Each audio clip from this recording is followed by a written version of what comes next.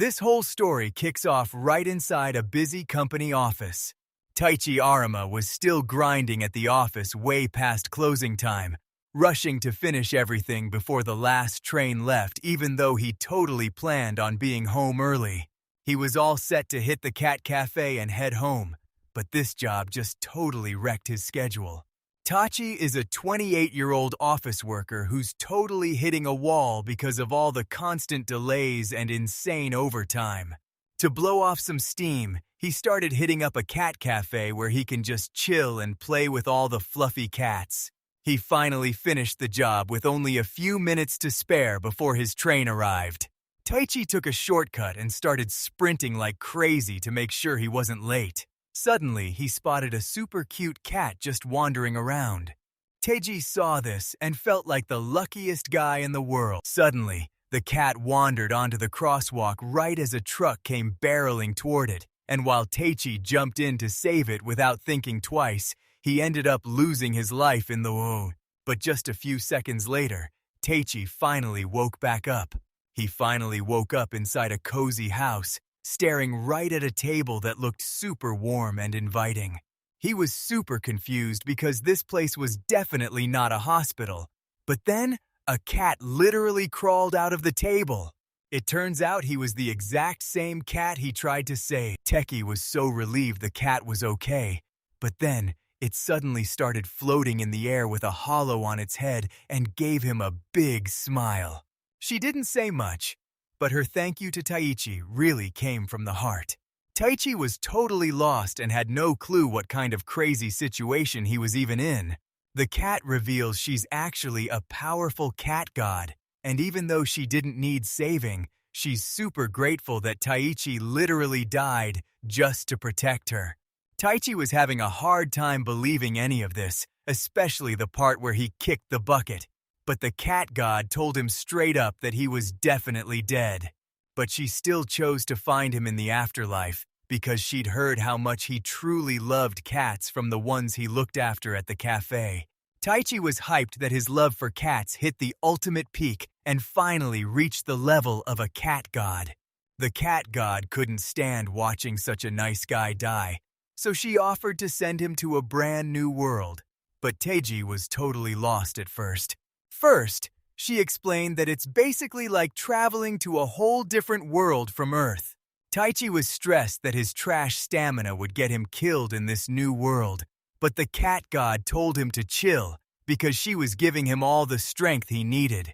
Taichi was totally down for the deal, so the cat god asked him what his dream life in the other world would actually look like. Taichi started thinking he could become an epic adventurer using swords and magic to crush monsters. Or he could just ask for something else entirely. He wasn't trying to get into any fights for a paycheck, and he definitely didn't want to work anywhere shady, but he couldn't just sit around doing nothing. So after thinking long and hard about his new life, Taichi finally had a genius idea and decided to open his very own cat cafe in this other world. The cat god was so touched by how much Taichi loved her kind that she actually started crying. So she hooked him up with some powers to help him build the ultimate cat cafe. She hooked him up with the tamer class, giving him the power to turn wild monsters into his own loyal pets. This way, Taichi could finally tame those cat monsters, and you just know they're gonna be super fluffy. Taichi was totally down to tame some fluffy monsters, so he didn't even think twice about becoming a tamer. The cat god also hooked him up with every single tamer skill and told him he could check his stats whenever he wanted by saying, "Status open." So Taichi thanked her. Then she turned around and handed him a bag too. Taichi pops the bag open, but what's waiting inside is totally different from what he expected. The cat god explains that this magic bag is basically bottomless and can hold an infinite amount of stuff. Time literally freezes inside that bag so he can get the most out of it, and she even threw in food, cash, and all the gear he'd need. Taichi checks the bag and a window suddenly pops up showing all the items, which totally catches him off guard at first. He checked the bag to find some jerky, black bread, and water, then asked the cat god what kind of food they even eat in the other world. She said the food tastes just like Japan, even with monsters on the menu, but there's way less variety than back home. That gave her a cool idea, so she hooked Taichi up with some awesome new skills, and he made sure to thank her for the boost. She stared him down as she got ready to send him straight to the afterlife. She thanked Taichi one more time for totally saving her life back then. He flashed a grin and told her he was just so relieved she was finally safe. Just like that, Taichi gets zapped straight into a whole new world. Suddenly, he finds himself standing right in the middle of a massive, thick forest. He remembered meeting the cat god and realized he'd just been dropped into a world that looked exactly like a fantasy manga. He started figuring out his next move when he suddenly remembered his job skill. He's a tamer. He felt a bit awkward getting exactly what he wished for, but he was mostly just hyped to finally see what he could actually do.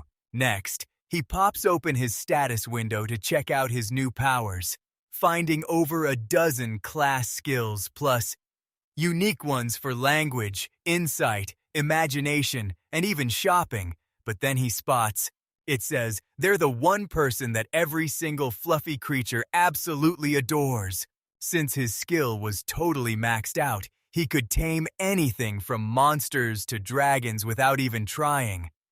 But suddenly, a giant shadow fell over him, and when Taichi looked up, he saw Taichi's first instinct was to just turn around and bolt.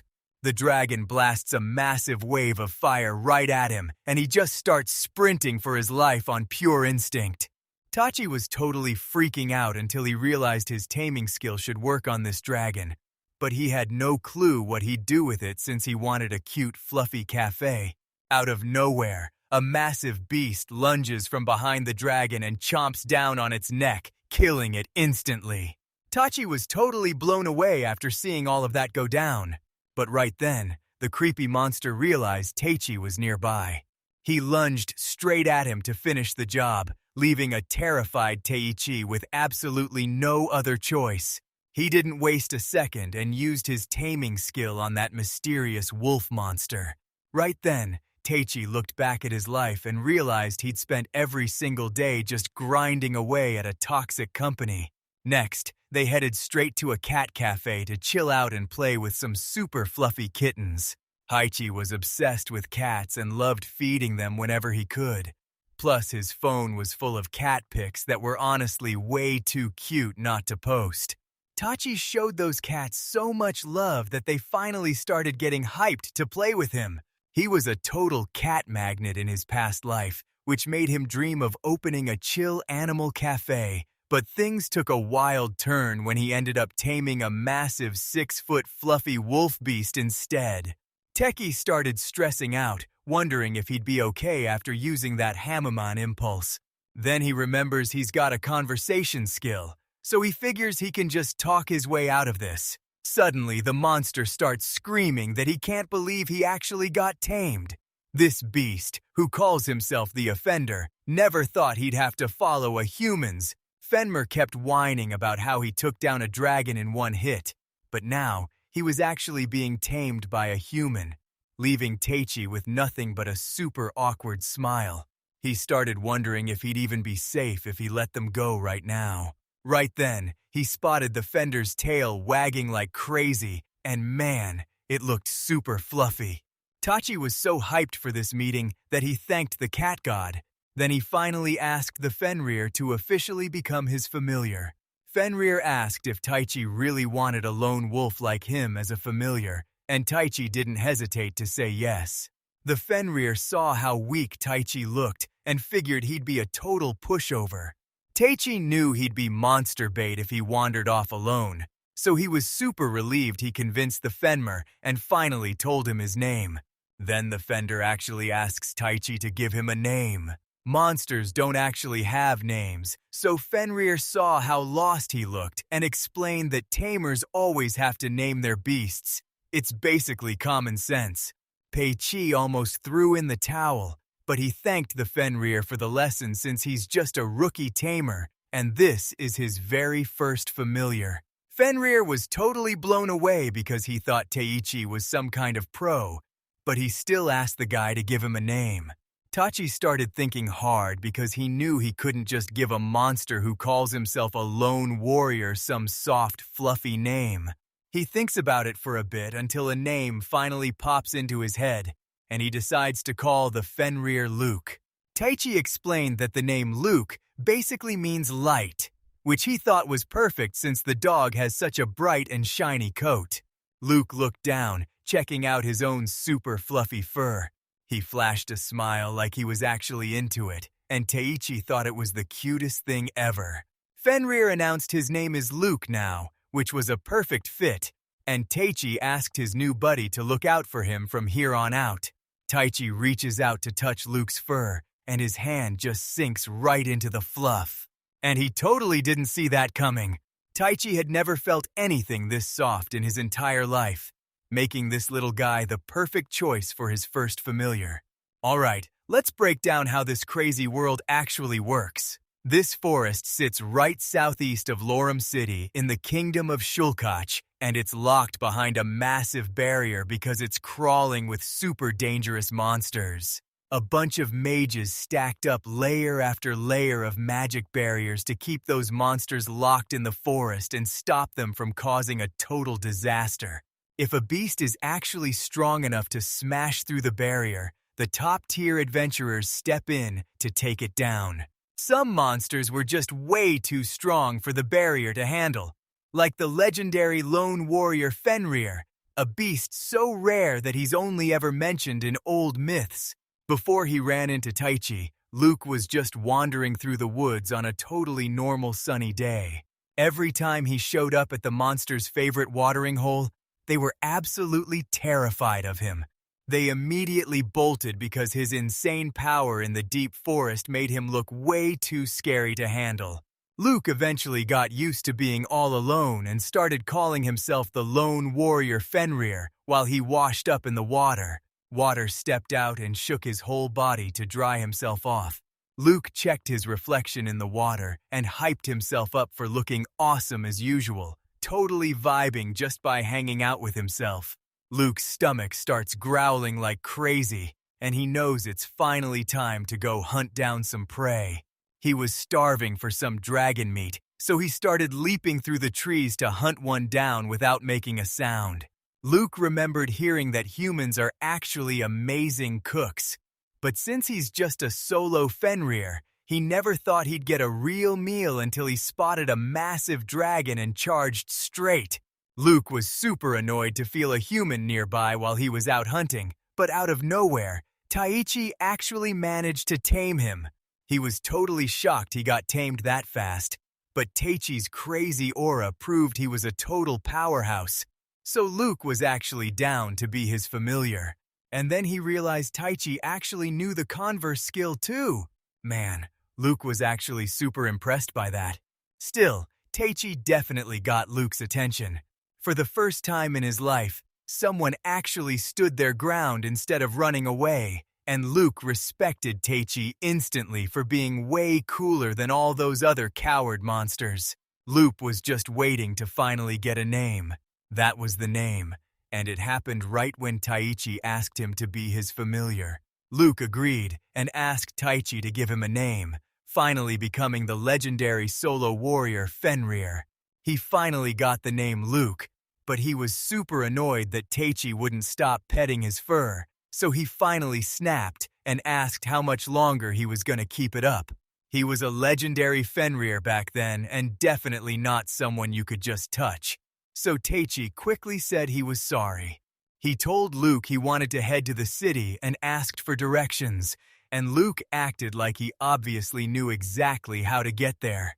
He was super disappointed and asked how Tesh could be so clueless about human cities when he's literally a human, making Tesh stop to think about it. He wondered if Luke would even believe that Teji was from another world, but since Luke was his very first familiar, he knew he had to be totally honest with him. He pulled Luke aside and told him he had something major to say. Once he finally filled Luke in on the whole crazy situation, everything finally clicked for Luke, and all the stuff that confused him before totally made sense now. He told Taiki this forest is buried so deep that humans never come here, and they'd even have to get past a barrier just to step inside. Taichi was totally defenseless without any armor, so he realized he needed to get out of this dangerous forest and reach the city as fast as possible. He told Luke he wanted to head into the city, but he was low-key worried about bringing a massive monster like him along. Luke didn't even break a sweat as he shrunk down to be smaller than a human, but just as Taichi was about to head for the city, Luke told him to wait up. He still hadn't eaten that dragon he just hunted, so Taichi told him to go ahead and dig in.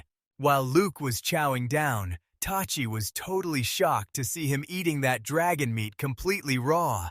Suddenly, he remembered he actually had a cooking skill. He tried to cook up that dragon meat, but he failed big time because he was missing the magic grass needed for a dragon steak. Luke was super hyped and asked Taichi if he could try cooking, even though he's a total noob, because he heard Tamare-made food tastes absolutely fire. Taichi said he could totally whip up a steak if he just had some magic grass. Taichi used his unique insight skill to hunt for the grass and ended up scoring some magic grass, enchanted mushrooms, and a flower. Taichi headed off to grab the magic grass while Luke kept asking what he even needed it for. Taichi whipped up some insane dragon steak using that magic grass and fresh dragon meat. That steak looked mouth-watering, so he handed it to Luke, who caught one whiff of that amazing smell and started devouring it immediately.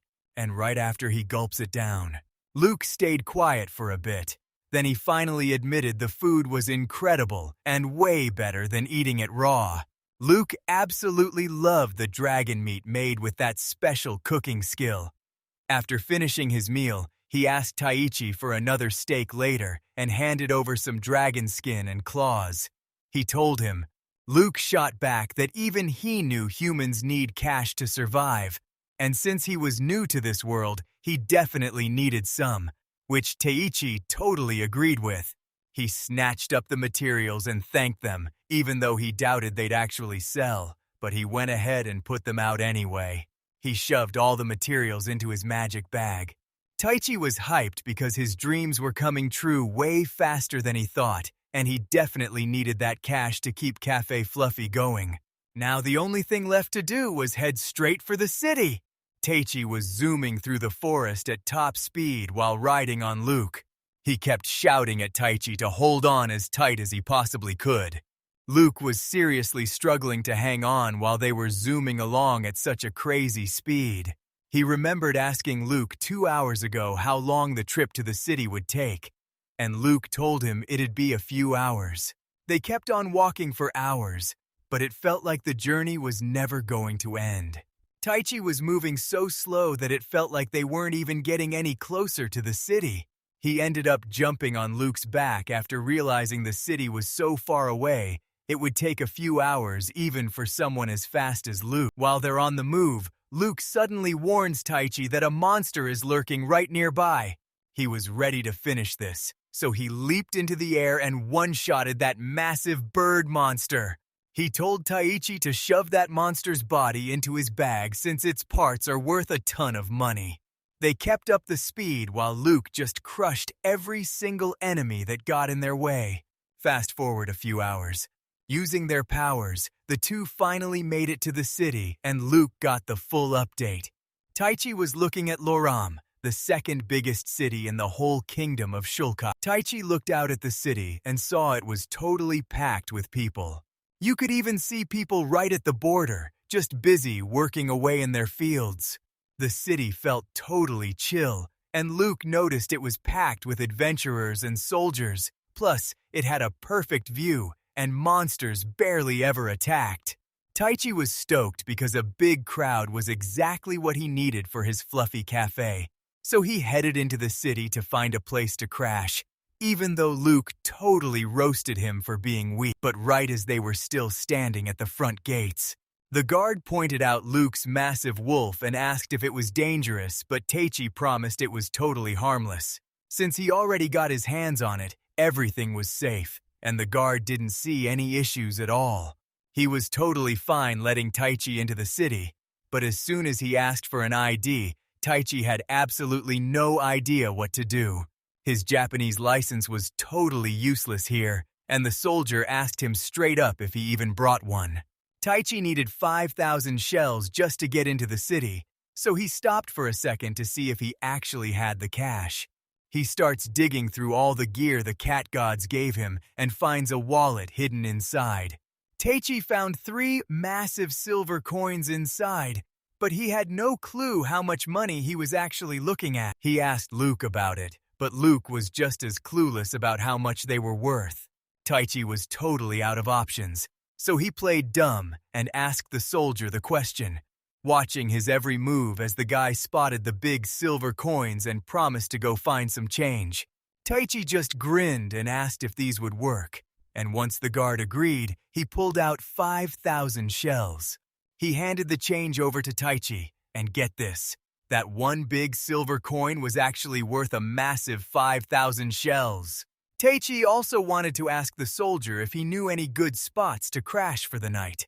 The soldier tells Taichi to head straight and turn left at the Adventurers Guild to find the Crescent Moon Inn, where a night costs 4,000 shells and the food is actually amazing. Taichi was stoked to see it for himself, realizing that a kid's life here was worth about as much as a single yen, so he headed back to Luke and scoped out the area to get all the info he needed before opening his cafe. A bit later, Taichi was checking out the city and everything was going great. Then he noticed everyone was staring at them, mostly because a massive wolf like Luke is impossible to miss in the middle of the city.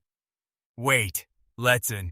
Taichi saw all the different shops and realized he needed some new clothes, but Lu told him that getting the right gear was way more important.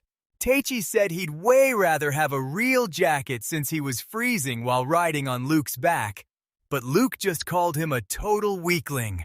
It wasn't long before they finally made it to the inn shaped like a crescent moon. They totally didn't expect the innkeeper to turn them away just because Luke was such a massive familiar. Luke straight up told Taichi to beat it and slammed the door in his face, leaving Taichi clueless on what to do while Luke was fuming that he still didn't have a place to sleep. Taichi decided to switch things up and look for work at the Adventurers Guild, but then he spotted a sign for the Tamers Guild that totally caught his eye. Taichi figured they could find a spot that was cool with giant familiars, so he decided to go scope it out for a bit.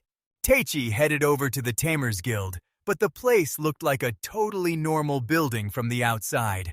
Taichi stepped into the guild and tried to say hi, but everyone just ignored him. He didn't see a single person anywhere, and even the main hall was totally pitch black. The whole place looked totally empty until a super bubbly receptionist named Shelty ran up to him, asking if his pet was some kind of wolf king. But Taichi just casually dropped that Luke is actually a legendary Fenrir. She just laughed it off, saying, "There's no way it's real since Fenrirs haven't been seen for hundreds of years and are basically just myths now, and Teu." Now he finally gets why that soldier freaked out and called Luca the Wolf King. He figures it's better to just play along for now instead of correcting them. Subteki explains Taichi was stoked his lie actually worked, and he told her he was totally down to join the guild. Shelty pulled out a form and told him he had to fill in the details to get registered. Taichi fills out his info and registers Luke as a Wolf King, but Luke gets totally annoyed and asks what that's even supposed to mean. He hated being lumped in with those weaklings since he was a proud Fenrir. But Taichi told him there was no choice because Fenrirs are basically just legends now. Luke just realized that he's basically a total legend in this place. He was hyped to hear that and started flexing, saying it makes sense since Fenrirs like him are total legends. Shelty said listing his skills was totally optional since most people keep their powers a secret, but she definitely wanted him to write down his big goal. He said there'd be tons of jobs where he'd have to fight using his familiars, and Tesh totally got the deal and started thinking it over. He only listed basic stuff like cooking while hiding his OP skills because they were basically total cheat codes. He decided to pick healing and curing powers too, And for his big dream, he wrote down that he wanted to open a spot called Fluffy Cafe. Shelty checked out his skills and was totally blown away that he had healing powers, which is basically unheard of for a tamer. Taichi straight up admitted he wants to open a cafe because he's actually super bad at fighting. He made it clear this isn't just some boring cafe, but a spot where you can actually hang out with fluffy monsters. Shelty looked super confused when Taichi mentioned fluffy, and that's when it hit him. This world has no idea what that word even means. So he's gonna use his cafe fluffy to show the whole world that life is just better when you're surrounded by soft, fluffy things. A bit later, Shelty returns with Taichi's official adventurer's card, proving he's finally part of the Tamers Guild with his name, rank F, and the Luram branch all listed on it. She says it's also his ID card, so he better not lose it because he can use it at other spots too. Shelty had something huge to show him, so she told him to just pump a little magic into the card. Taichi gave it a shot, and the card suddenly flashed with info, but just as he was about to ask Shelty about it, she told him to keep it out of her sight. And here's his real info that pops in and out whenever he uses his magic. Taichi asks what this feature is even for, and she explains it helps find new clients, flags any criminals, and proves he's someone people can actually trust. She promised he wouldn't have to spill his secrets anywhere and told him to hit up the request board in the back for some work. Taichi noticed a ton of requests that basically treated tamers like they were just babysitters for animals. Taichi realized he's trash at fighting, so he decided to just chill and open up a cafe instead. Shelty thought it was a total waste for a guy with a wolf to skip out on battles, but Taichi still refused to put his life on the line. Since the inn rejected them because Luke is way too huge, he asked her if she knew any other place they could crash. She told him the Tamers Guild has rooms for only 2,000 shells, which is way cheaper than an inn, so Taichi thought that was a total steal and signed up right away. Shelty asked how long he was staying, and he told her 5 days, which was all the time he had to find a job. Shelty leads him toward his room, and as they walk, Taichi spots a garden where some dogs are just hanging out. Taichi asked Luke to join the fun, but Luke totally shut him down, saying he was way too good to hang out with a bunch of dogs like them. Luke acted like he was way too cool to play with a ball, but Taichi could tell he secretly wanted it and would definitely play if he just bought him one. Shelty told Taichi he could use the courtyard whenever he wanted since he was part of the guild, and when he thanked her, she said it was no big deal because he's a super important member who can come to her for anything. Taichi asked the awkward question of why there were so few tamers around, and Shelty admitted they were rare, but insisted that being one was still totally awesome. Tamers look super cool fighting alongside their monsters and covering each other's backs, but since taming the big guys is so tough, it's definitely a job for the pros. Taichi felt the exact same way and was just super relieved that someone finally understood her. She told him that's exactly why she's so hyped he joined the crew and hopes he sticks around forever, so Taichi just gives her a solid nod. He asks if they buy loot here, but Shelty explains that the Adventurers Guild handles the general stuff, while the other guilds only buy specific items they need for their specific jobs. Taichi got the message and headed straight for the Adventurers Guild, which was way bigger than any other guild in the whole city. The front desk was totally swamped with a massive crowd of adventurers. Taichi didn't expect the place to be so packed, which really annoyed Luke. But Taichi just waited in line until the receptionist told him to put his materials on the counter so she could check. Taichi warns her that the counter is way too small for all his loot, leaving the receptionist totally confused since he isn't carrying anything, but he just points out that everything is stashed inside his magic bag. The receptionist looked totally shocked and told him his item was super rare, so she had him follow her while Taichi realized this bag was a way bigger deal than he thought. He headed straight to the dismantling squad where the worker told him to put his loot on the table. So Taichi started with the dragon and just kept stacking monster after monster right in front of them. Even this massive table wasn't big enough for all the loot. The butcher crew's jaws dropped because it wasn't just a pile of junk. We're talking high tier. Later that day, the cleanup crew noticed every monster was taken out with just one hit. And when they asked Teichi if he was the one who did it, he told them it was actually his familiar. The guys were totally convinced he was some high-level legend because his tamer was so OP, but in reality, Taichi was still just a bottom-tier F rank. The guys asked what kind of monster Teichi's familiar was, but when he told them it was a wolf king, Luke got super mad. Taichi just patted the fur and told them to stay cool since they needed to sell the loot.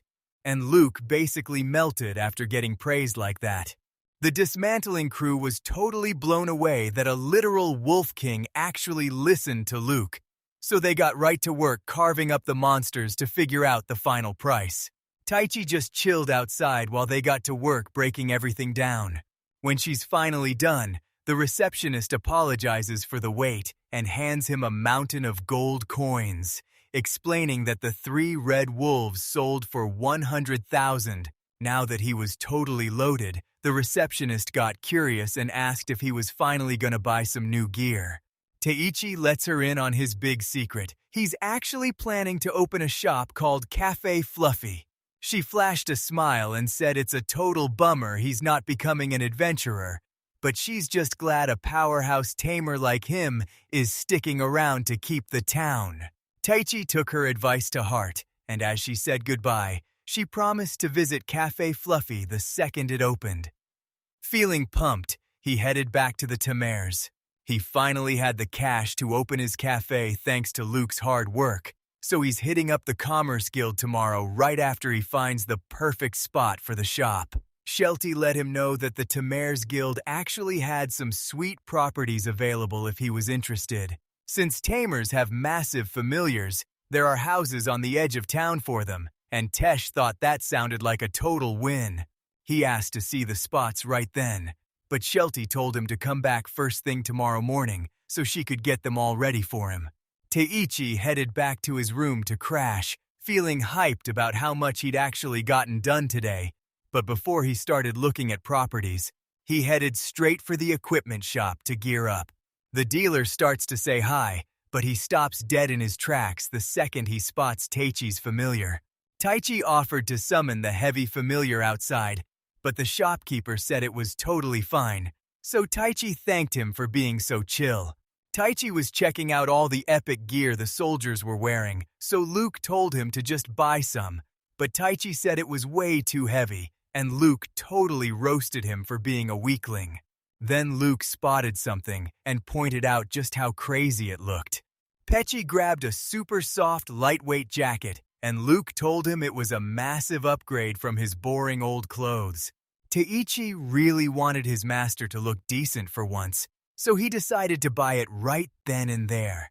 When he went to pay, the shopkeeper was shocked and asked if he was okay.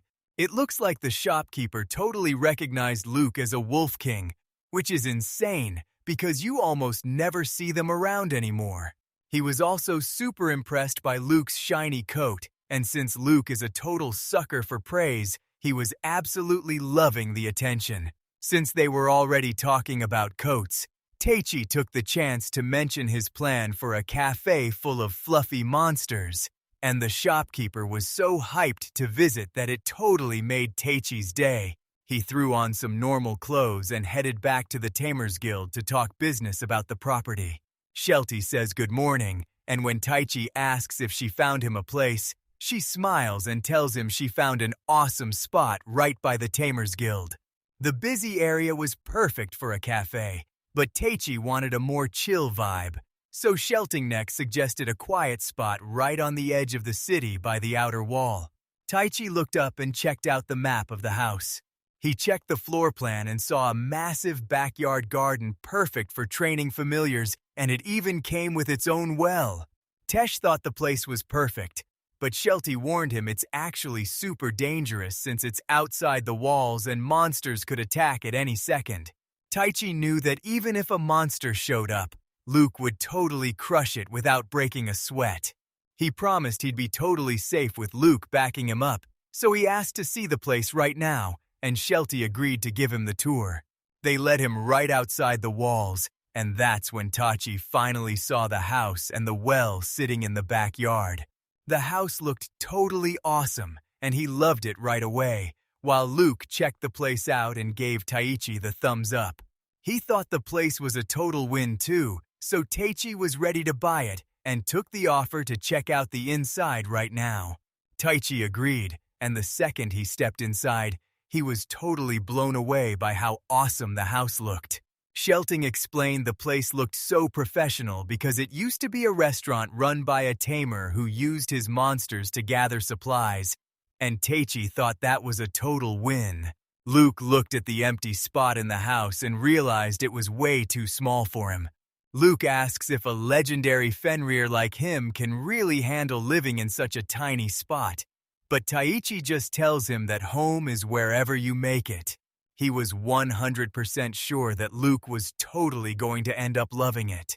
Luke gets all shy and starts complaining that Taichi is totally exhausting, but Taichi just calls him a sun deer, which is basically a tsundere who's cold on the outside, but anyway, Shelty took him up to the second floor to show him the living area. Taichi was totally feeling the room and knew it would make the perfect bedroom. He thought the furniture looked a bit old, but it was good enough for him, so Shelty told him rent was 10,000 shells a month, and if he wanted to buy it, he'd need to be at least an E-rank tamer. Taichi was totally down to rent it for now, and told her to get the paperwork ready, which she was super hyped to do, so everything was finally looking good. Now they just need to head back to the guild to finish making everything official. As they're heading out the door, Taichi stops to steal one last look behind him. Looking at the whole shop, he realized he was finally one step closer to finishing his dream, Cafe Fluffy, even though he still had a ton of stuff he wanted to pull off. Back at the guild, Amelia the receptionist was thinking about how she hears wild stories at her job all the time. She was absolutely floored that Taichi scored a Wolf King as a familiar, and since he's clearly a total beast, she knew she had to report this to the guildmaster ASAP. She marched right up to the guildmaster's office and knocked on the door just as Taichi arrived. But she was out of luck because she wasn't in the office right then. Once the guildmaster finally returned, she filled her in on all the drama and asked where she'd been hiding. But Himiri was just stunned to hear about a tamer who could actually control a Wolf King. She knew having a tamer that cracked in their city was a total game changer, and even though Amelia agreed, Himiri was nowhere to be found when things got real, making Henry kept saying she wasn't built for office work. But Amelia the receptionist knew her skills were way too good to waste. Henry thought having a Wolf King as a familiar was pretty cool, but Amelia actually wants him to join the Adventurers Guild since the monster loot he brought in was top tier. Henry looked totally thrown off and honestly pretty stressed about the whole situation.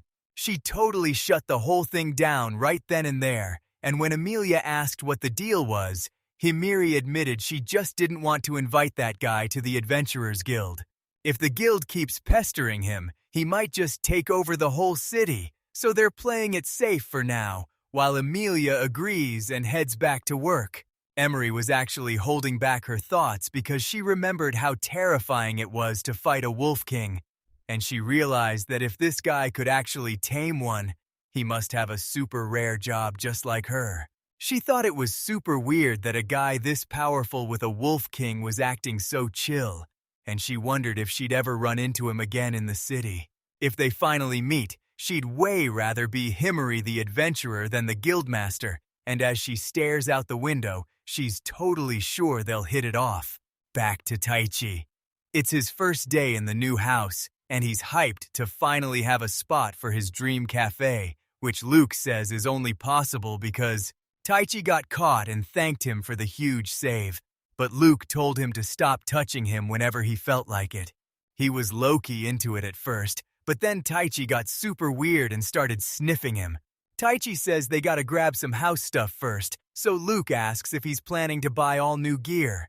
Taichi said he was down to buy it, But first, he really wanted to test out one of his crazy, unique skills.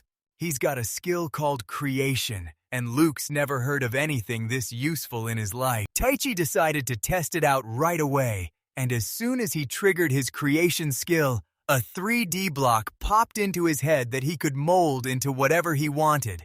Teshe imagined a low, round table for the middle of the shop with these awesome cat paw legs, picked out some soft wood with a clean, natural look, and the second he finished the design, it literally spawned right in front of his face. Taichi realized his creation skill was insane because it let him make anything he could picture in his head. Luke was totally floored that skills like that were actually real, while Taichi just moved right along to craft even more gear. She ended up making a super comfy beanbag just so Luke could finally kick back and relax. He told Luke to give it a shot, so the little guy nervously reached out and put his paw on the beanbag. He actually loved it so much that he just flopped onto the beanbag, thinking it was super soft and comfy. Taichi didn't stop there, cranking out tables, chairs, cushions, and shelves until the whole place was totally decked out. He was even ripping apart cat toys like balls and soft plushies. He even threw in a massive cat tower that takes up the whole wall. To wrap things up, he built a spiral staircase right on the center table, added some curtains to the windows, and finally finished the whole house. The sun was already setting because he'd been so locked in, so he finally snapped out of it and told Luke it was time to head out. Luke wasn't ready to bounce just yet, but Taichi told him they had to leave before Shalti started worrying, so they planned to hit the living room tomorrow and headed back. Taichi finished the living room the next day, but Luke felt like the whole place was way too crowded. He let it slide since he got the beanbag, and Taichi was just hyped that Luke actually liked it. Suddenly, he looked super confused as he finally remembered a massive piece of the puzzle. He mentioned that even though it was a cafe, they didn't even have a sign out front yet. Luke didn't think it was a big deal at first, but after Taichi told him how important it was, he used his creation magic to make a sign for Cafe Fluffy, a cozy, chill-out spot open from 11 to 5. Everything was looking solid, so Taichi added a doorbell, but since they were a super chill cafe, he didn't want to stay open for too long yet. He wasn't sure if he could just open a shop without a permit, so he headed to the Commerce Guild and asked Luke to join him. But Luke basically said listening to boring rules was... He just crashed right there on the beanbag, and Taichi figured it was no big deal. He headed into the city to handle some business and hit up the Commerce Guild, where the receptionist greeted him and asked what he needed as Taichi introduced himself.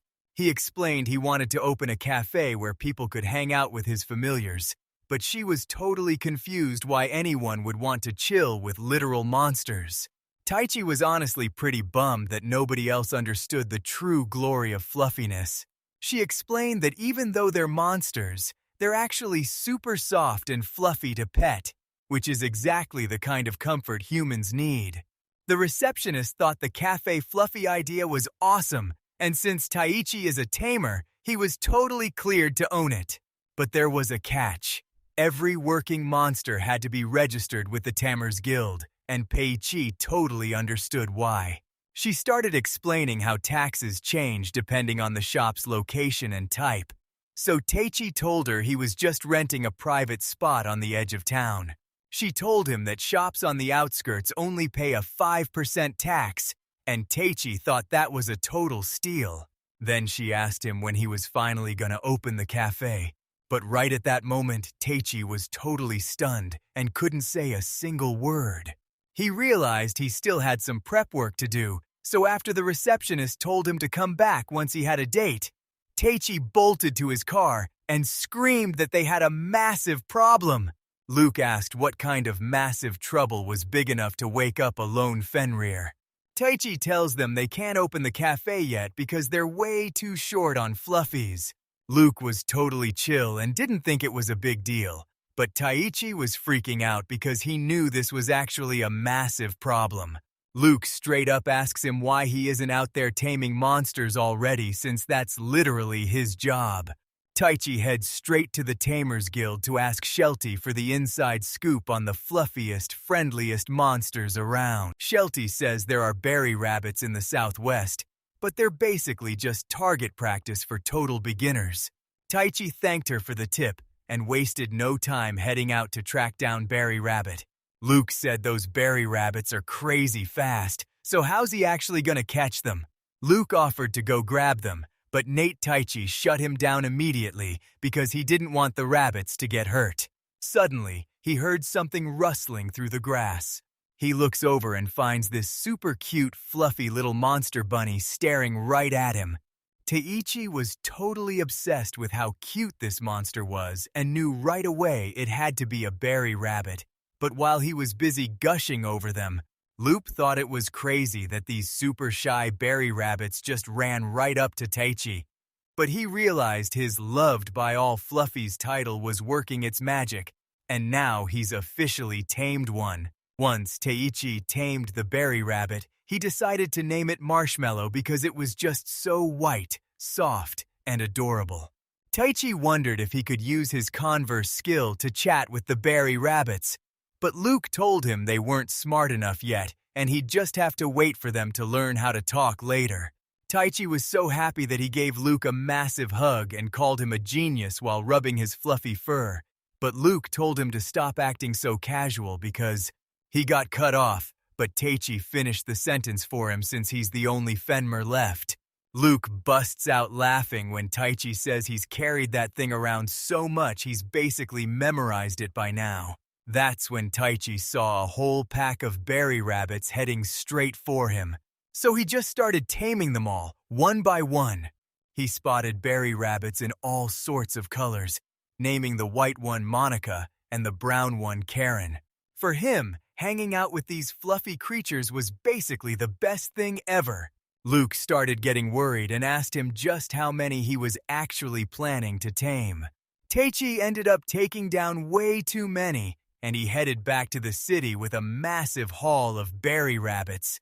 The guard at the gate was totally shocked to see a massive swarm of berry rabbits, but Taichi just played it cool and told him he's a tamer and they're all his familiars.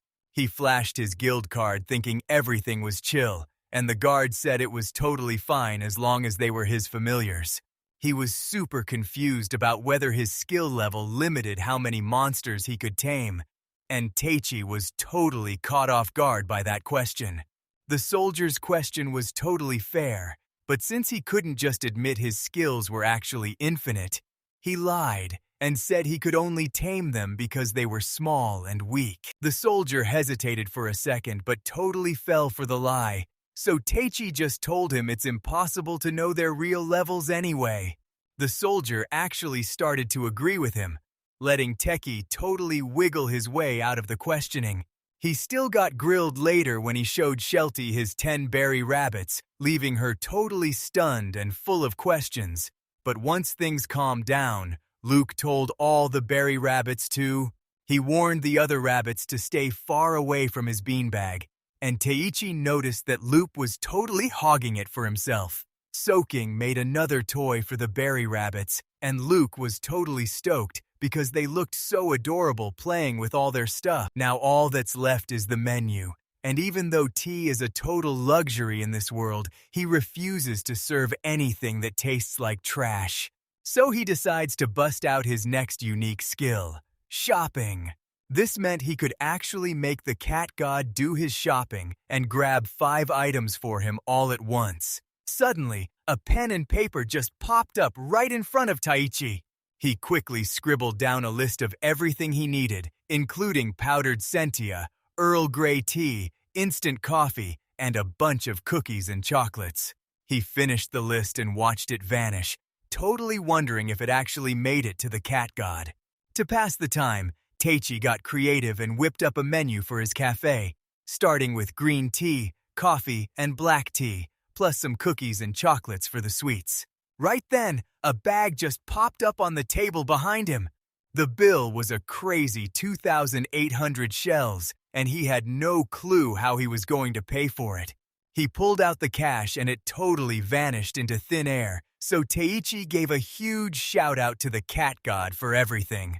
He felt totally safe because he knew his squad always had his back. Taichi's officially living at the cafe now, and Shelty is already planning to swing by later.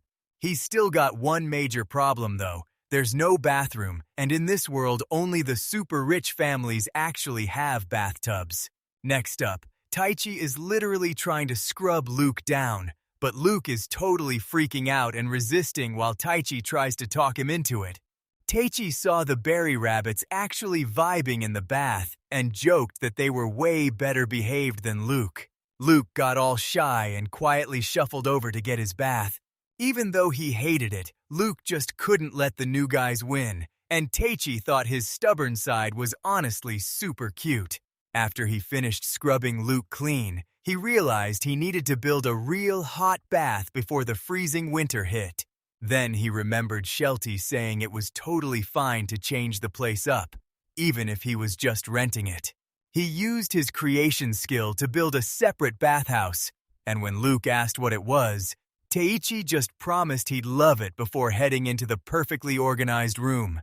It turned out perfect just like he wanted, and even though he had no clue where the pipes actually led, he didn't care as long as they worked. Right before Luke asked what, Taichi showed him the bathtub first and told him to give it a try once it was filled with hot water. Luke was just about to taste the water, but those berry rabbits jumped in first and made him totally lose his cool. He dove straight into the action to stay ahead, and man, everyone on this site was totally obsessed with Taichi.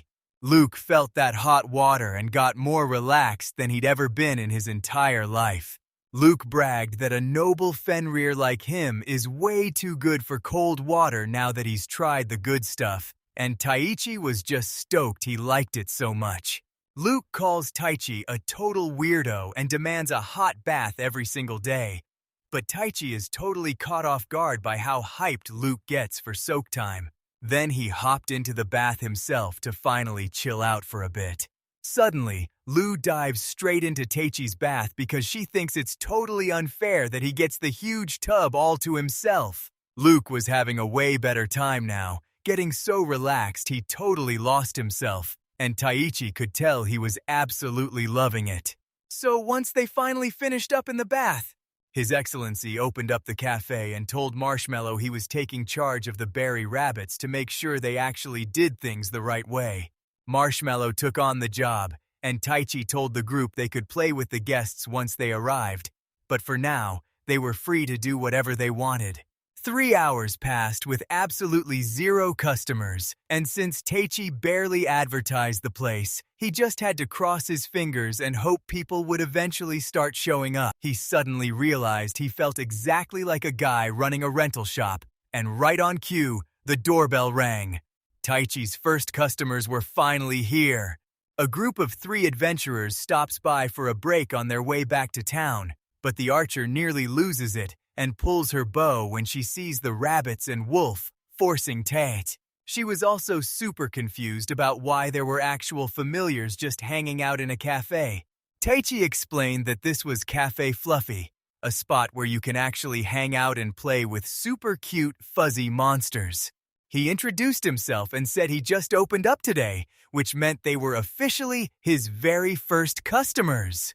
She was totally hyped to hear that and introduced herself as Nina the Hunter. Then there was Grizz, and the very last person was Aries. Taichi tells them to order and pay at the counter, but there's a catch. Everyone has to get at least 1 drink. While waiting for their food, they could chill with the monsters for free, so Nina was totally down for it. So while she's placing her order, she actually asks him what the difference is between regular tea and black tea. Taichi explains that back where he's from, tea usually means green tea, and it's actually super refreshing. But Grizz and Nana decided to give the iced tea a shot instead. Nina asks what Aries is getting, and he tells her he just ordered the black tea. Nina added some chocolates and cookies to their tea order, and Taichi was totally down to get everything ready for them. He took 700 shells for every drink and 300 for the sweets. bringing the whole bill to a total of 2,700 shells. He told them to just chill while they waited for orders, so Grizz, Nana, and Aries grabbed some seats while Nana checked out those berry rabbits with a curious look. She used to hunt these things for a living, but now she finally sees how adorable they are. And Grizz even says they're basically just tiny pets if you forget they're monsters.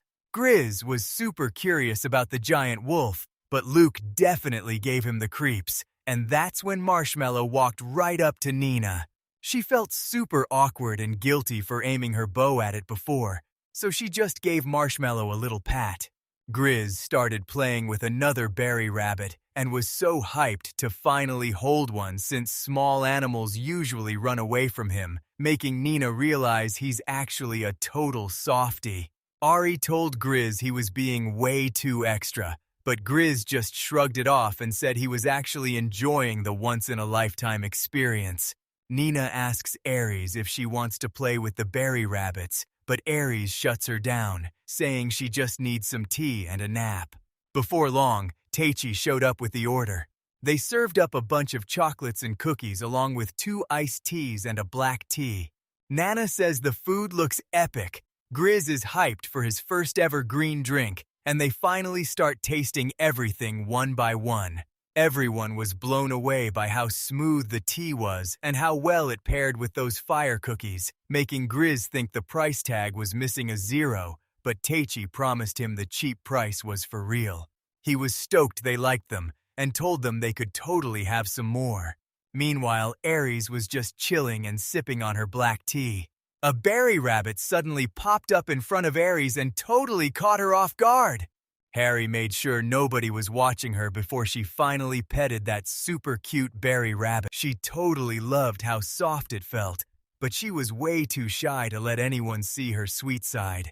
Aries played it off, saying she only let the berry rabbit chill on her lap because she thought nobody was looking. Taichi could tell the customer was totally loving the service. It's honestly wild they've never met the fluffs of this world, and he figured they'd finally chill out if he just gave them some food. He was super worried because he's a total disaster in the kitchen and works so much that he basically lives off convenience store food. Tesh figured he'd try making something easy, wondering if his shopping skill could just let him buy some packaged food. He headed into town to hunt for some top-tier ingredients, and soon Teichi was hitting the market to check out all the fresh veggies and cool shops. Since the market was totally out of rice, Taichi was about to use his shopping skill to ask the cat gods for a refill. But Luke interrupted him to beg for some juicy meat skewers, and since Taichi was also starving, he decided they should go grab a snack together. He grabbed some meat for himself, and Luke made sure he picked up some for him too. Taichi got a meat stick for Luke too and thought it was fire. But Luke told him straight up that Taichi's own cooking tasted way better. Suddenly, he realized something he hadn't even thought of yet. Luke was totally hooked and begged Taichi to cook him another dragon steak. He grabs some ingredients and stuffs them right into his magic bag. Right then, Luke felt someone nearby, and a guy walked up saying it was awesome to see such a massive dog. The girl introduces herself as Himiri and asks if his dog is a familiar. So Taichi, noticing she's about high school age, tells her he's Taichi the Tamare and explains that his dog is actually a wolf named Luke. Mary asked to pet him, but Luke totally shut her down for calling him a dog, and she could tell he was definitely not having it. Taichi apologized for the way things were, but Mary just flashed a smile and said it was totally cool. She'd heard some familiars could be a total nightmare, so she didn't want to get in their way. Taichi asks if she wants to pet something super fluffy and invites her to his cafe to play with some berry rabbits he's sure she'll love.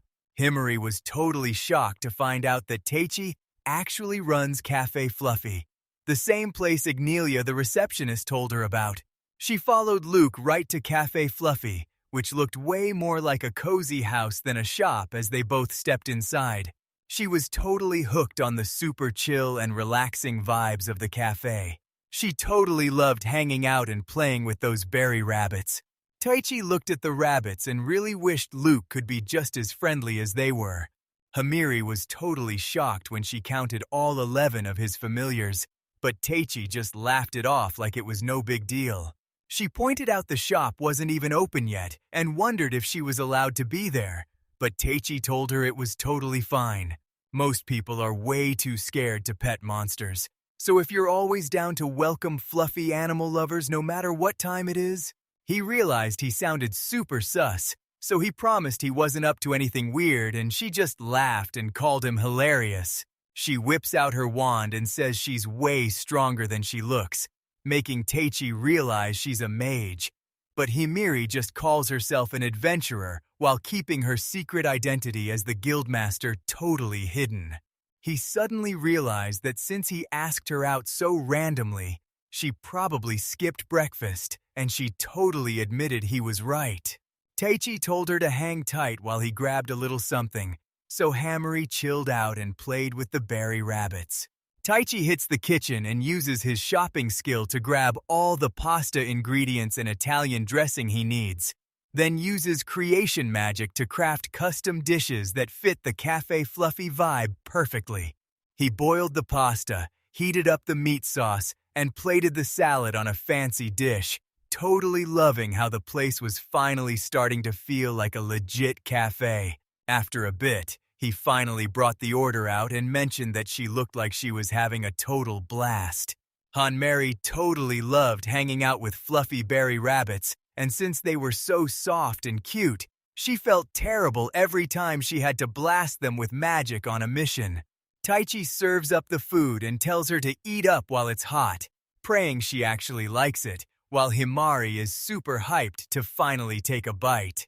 She took just one bite and her eyes totally lit up, saying it was seriously delicious. Taichi just shrugged it off, saying it was nothing but some totally basic pasta. Himiri says the pasta is cooked perfectly and the sauce is super rich, telling Taichi he's a total pro in the kitchen and he's just stoked she's actually enjoying it. He's seriously thinking about adding this pasta to the menu, and Mary's hyped because the plates are so cute and high quality that she knows it's going to be a total hit. Taichi was super thankful for the advice, and right then, a bunch of berry rabbits hopped right up to her feet. Amiri asked if they wanted a taste too, but Taichi jumped in and told her to stop feeding them that stuff.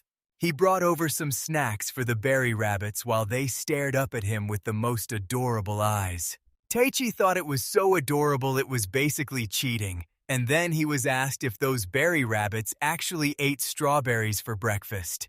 He just gave a nod and turned to feed the rabbits, and I couldn't stop watching him as he put the food out for those berry rabbits. Then out of nowhere, every single berry rabbit just bolted straight for the food.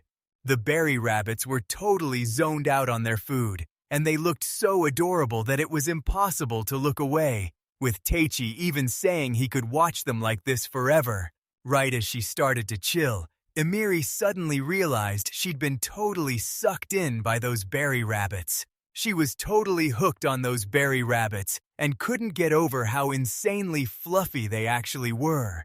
Taichi totally got her vibe because he'd do the same thing at cat cafes, forcing himself to go see the cute kittens even when he was completely burnt out from work. With their bellies full, the berry rabbits were just chilling while Henry promised he'd be back to visit as a customer next time. Hearing that made him super hyped, so he told her she could drop by any time to get some quality fluff time. She asked how much the meal cost, but Teiji told her that her feedback was payment enough. Hi Mary just flashed a smile and promised to jump in whenever he's in a pinch, since she's a super powerful adventurer. Taichi felt totally relieved and promised to call for backup next time, so Hamiri agreed and headed out. After a quick warning to stay safe, Taichi jumped right back into the grind. First up, he switched up the menu and added a pasta set with meat sauce. Then he grabbed more ingredients so he could keep the cooking spree going. Then Luke shows up and asks Taki to whip him up a dragon steak. Taichi was totally blown away seeing Luke look so shy while asking for a favor. Luke wasn't having it and told Taichi to stop the insults, but Taichi realized he was just hungry after watching Himiri crush that pasta earlier. He started thinking that Luke might be feeling super lonely, since he'd been giving all his attention to Mary. Things finally calmed down at Cafe Fluffy, and they spent the next few days just serving regular customers in peace. One merchant became a total regular just to see Monica the Whiteberry Rabbit, and he'd always order a green tea and some pasta. He was totally vibing and feeling super happy the moment he saw Monica. That's when Taichi finally spotted it. It was super rare to see so many berry rabbits swarming the merchant. So Taichi handed over the order and thanked him while the merchant admitted he had no clue why they were all crowding around him. He was being tickled so much that he felt like he was straight up ascending to heaven. And right in that moment, the teacher realized something was up. He asked the merchant what was hiding in his chest pocket, and the guy told him he actually had some prototype cookies in there. Out of nowhere, the berry rabbit spotted the cookies and pounced right on him. The merchant was totally caught off guard by that. Teji warns him that feeding the fluffs outside snacks is totally against the rules, so the merchant quickly apologizes and says it was a total accident. The merchant was totally vibing because those berry rabbits felt way too good. To save his own skin, he just shoved every single cookie into his mouth.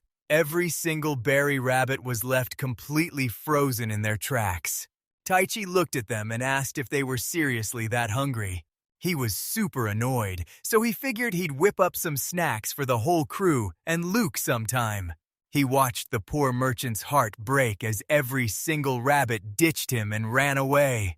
Right after Taichi finished closing up the shop, he sat down with Luke to figure out how to make life way better for himself and the berry rabbits. Luke loved his energy, but he told him that their food and training spot were the only things that really mattered. Luke couldn't stop bragging about how the beanbag was the absolute best, and Taki thought the whole scene was just way too cute. He looked over at the berry rabbits, wondering if he should take them outside to get some exercise. The berry rabbits started bouncing around like crazy to show him they were totally cool with staying inside. Taichi asks Luke to run around the backyard, but Luke shuts him down, saying a tiny yard isn't enough and he'd way rather go hunting instead. He started picturing exactly what was going on in their head. Taichi promised to start making time for Luke, and they were going to be hanging out a ton from now on. Luke crashed out to save energy for his training, while Taki realized the only thing left to do was figure out the food. He starts whipping up something crazy using strawberries and carrots. But then he realized he was running low on supplies, and he noticed a moonflower was one of the things he was missing. So he headed over to the Tamers Guild to see if they had any answers. He heads over to the guild and runs into Shelty, who's been super worried since he hasn't shown his face in a while. She realized right away that Taichi's monster squad was nowhere to be seen today. Then Taichi shows her that Luke was literally standing right behind him. Shelty really wanted to ask about the berry rabbits because she was blown away when Taichi hauled in 10 of them all at once. Taichi asks her how to get some moonflowers, so Shelty pulls out a book to show him exactly what they look like. The only way to grab it was at the stroke of midnight while the moon was out. Taichi started to panic, but then she told him he could just grab them at the market. She says they're sold at magic shops just 5 minutes away, and it finally hits Taichi that he's in a fantasy world where stores like that are actually a thing. Shelty asked if he was going to make something with them, since those ingredients are super rare, and even tamers or cafes don't touch them. Taichi mentioned he was whipping up snacks for his family, and it hit her that the guy is actually a total pro in the kitchen. She was actually pretty jealous seeing those moonflowers being used as ingredients. Taichi gave Shelty a quick thanks and then rushed off to hit up the magic stores.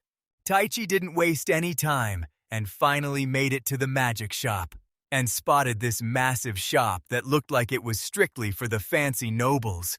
He wasn't sure if they'd even let Luke in, but Luke was definitely not about to just sit outside and wait. Right then, Himiri pops out of nowhere and says hey to Taichi. She asked him what he was even doing hanging around the magic shop. Taichi filled her in on everything that was going down. Heimer told her she could just chill outside with Luke, and even though that would have helped a ton, he didn't want to be a pain. Heimeria told him it was totally fine since he treated her the other day, so now she really wanted to return the favor. So she didn't waste any time and totally took her up on that offer. But man, you could tell Luke was totally fuming. Taichi asked him to just stick around for a bit. She even promised to hook him up with a massive beanbag as a reward. Luke was totally sold on that and realized he didn't really have a choice anyway. He promised to be back in a flash, but Hamiri told him to just chill and take his time. Taichi stepped into the magic shop and found it totally packed with people checking out all kinds of crazy potions and gear. He quickly pulled himself together so he wouldn't get distracted and keep Luke and Himari waiting. He checked out the prices for the magic herbs and saw they were all going for about 1,000 shells. And he finally tracked down the moonflower with his own eyes. Each bundle costs 10,000 shells, and he figures that's actually a pretty fair price. He was literally wondering how many cookies he could get out of just one bag of flour. He stepped out of the magic shop and immediately ran into a terrifying Luke and a super nervous Himari. He apologized for making her wait and asked if she was doing okay. She said it was all good since Luke was such a good boy, but Luke seriously hated being praised like that. Taichi heads home with Himari tagging along to watch him whip up those treats, and once they get back, he starts laying out all the ingredients. And he uses his pro cooking skills to whip up those treats. He finally finished baking a ton of cookies and packed them all into little bags. He counted every single one to keep a close eye on the total amount and how much cash it took to make them. He was stoked to have 70 bags of cookies ready, but to get his money back for the ingredients, he's got to charge 40 to 50 shells per bag. He tells Henry he's bringing cookies to the berry rabbits, and she's so hyped to do it that she starts jumping for joy. But then she holds out a cookie. But instead of sharing, she just ended up eating a cookie herself. Teichi is left wondering why she even did that. But I'm the exact reason she just couldn't stop herself. The cookies looked so good that Taichi couldn't resist grabbing one for himself. It wasn't long before the berry rabbits came sprinting over to grab a bite too. I'm super proud she's definitely handing them out. But then Taichi, Herb, and Luke show up out of nowhere because they caught the scent. He's asking her to save him some cookies, but Taki totally blanked on making Lou any snacks. Hamiri asked if Luke wanted some too, and he just gave a super awkward nod. He said he'd just settle for cookies since that's what his crew was snacking on anyway. Taichi realized that Luke is actually just super awkward around people like Himari because he's been a loner for way too long.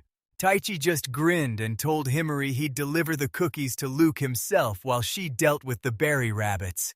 Taichi tells Luke the cookies are made of carrots, strawberries, and moonflower, but Luke's just confused why there isn't any meat in them. But the second he tasted those cookies, his ears shot straight up. Luke finally admitted the cookies were actually fire, and Teki was just hyped that he liked them. Luke begged for more cookies, but Taichi warned him he'd end up totally sick if he kept going. Luke insisted he'd be totally fine training since he's a noble Fenrir, so Taichi finally just let it slide. Luke was so hyped that he straight up put Taichi's hand in his mouth. At the same time, Himera was busy hooking the berry rabbits up with some cookies. She was totally losing it over how cute they looked every time she gave them a cookie. Every single berry rabbit would start a total brawl just to see who could snag that cookie first. The rest of the Gary rabbits just stared at her, totally waiting to see what she'd do next.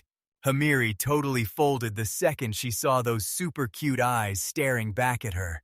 Taichi and Himiri were having a total blast just hanging out and feeding cookies to the fluffies. So Taichi actually went back and changed the menu later on. Plus, you can snag those bunny cookies for 300 shells a bag. The next day, Aries, Grizz, and Nina's whole squad rolled right into the cafe. Right then, Grizz spotted the new menu and those adorable bunny cookies. Teichi was super hyped to tell him that they could finally feed cookies to the berry rabbits.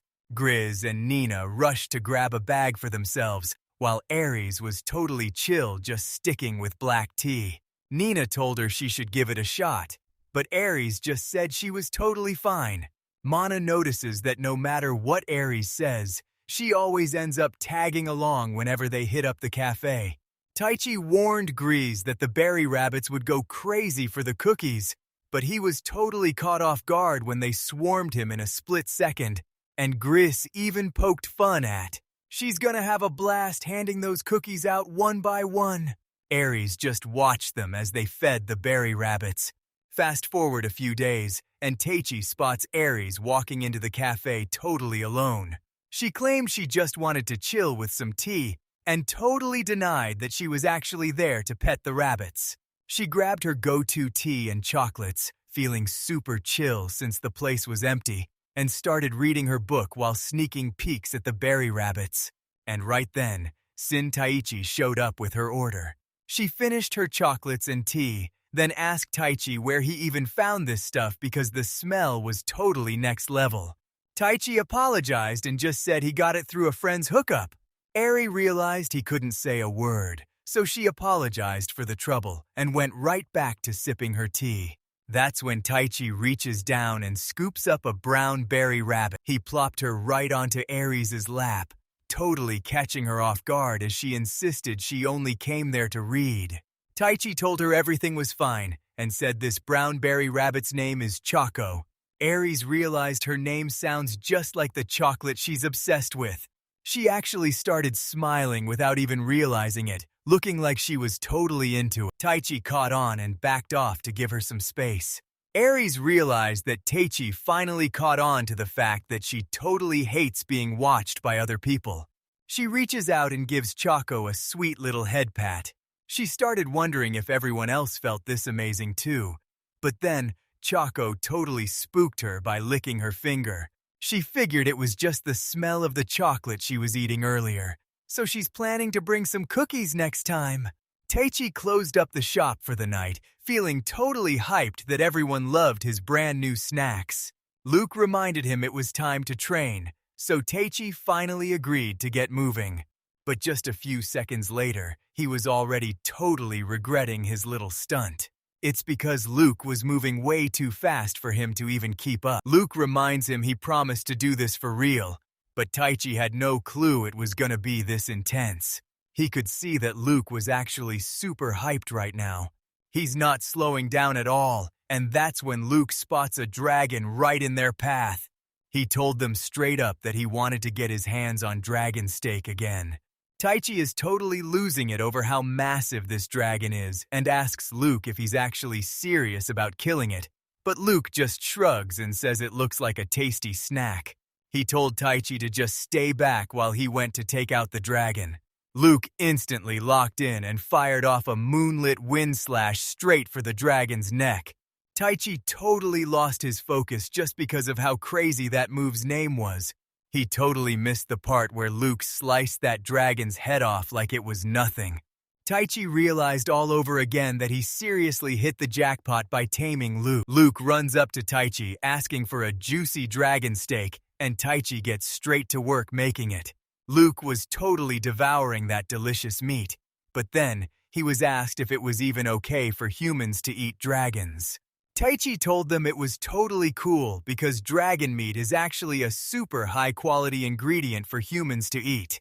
So Taichi figured he'd give it a shot and try some for himself. His eyes literally sparkled the moment he took a bite of that insane steak. He realized Luke was way stronger than he first thought, and he was honestly just hyped to have him as his first partner and roommate at the cafe. Luke turned around looking totally shy and embarrassed. He straight up said he only claimed the cafe as his territory because the beanbag was just that good. Petri could totally tell Luke was super flustered just by looking at his tail wagging like crazy. Then they just chilled out and enjoyed that steak together for a bit. They had no clue that a terrifying monster was waiting for them down the road. It all started when Henry stumbled into the cafe one day, looking like a total zombie with her eyes barely even open. Taichi grabbed her order for some cookies and a steaming cup of black tea. But the second he showed up with the order, he saw Himiri was totally wiped out and already fast asleep, so he used his creation magic to spawn a blanket so she could rest as long as she wanted. The moment she snapped awake, he was right there waiting with a big grin.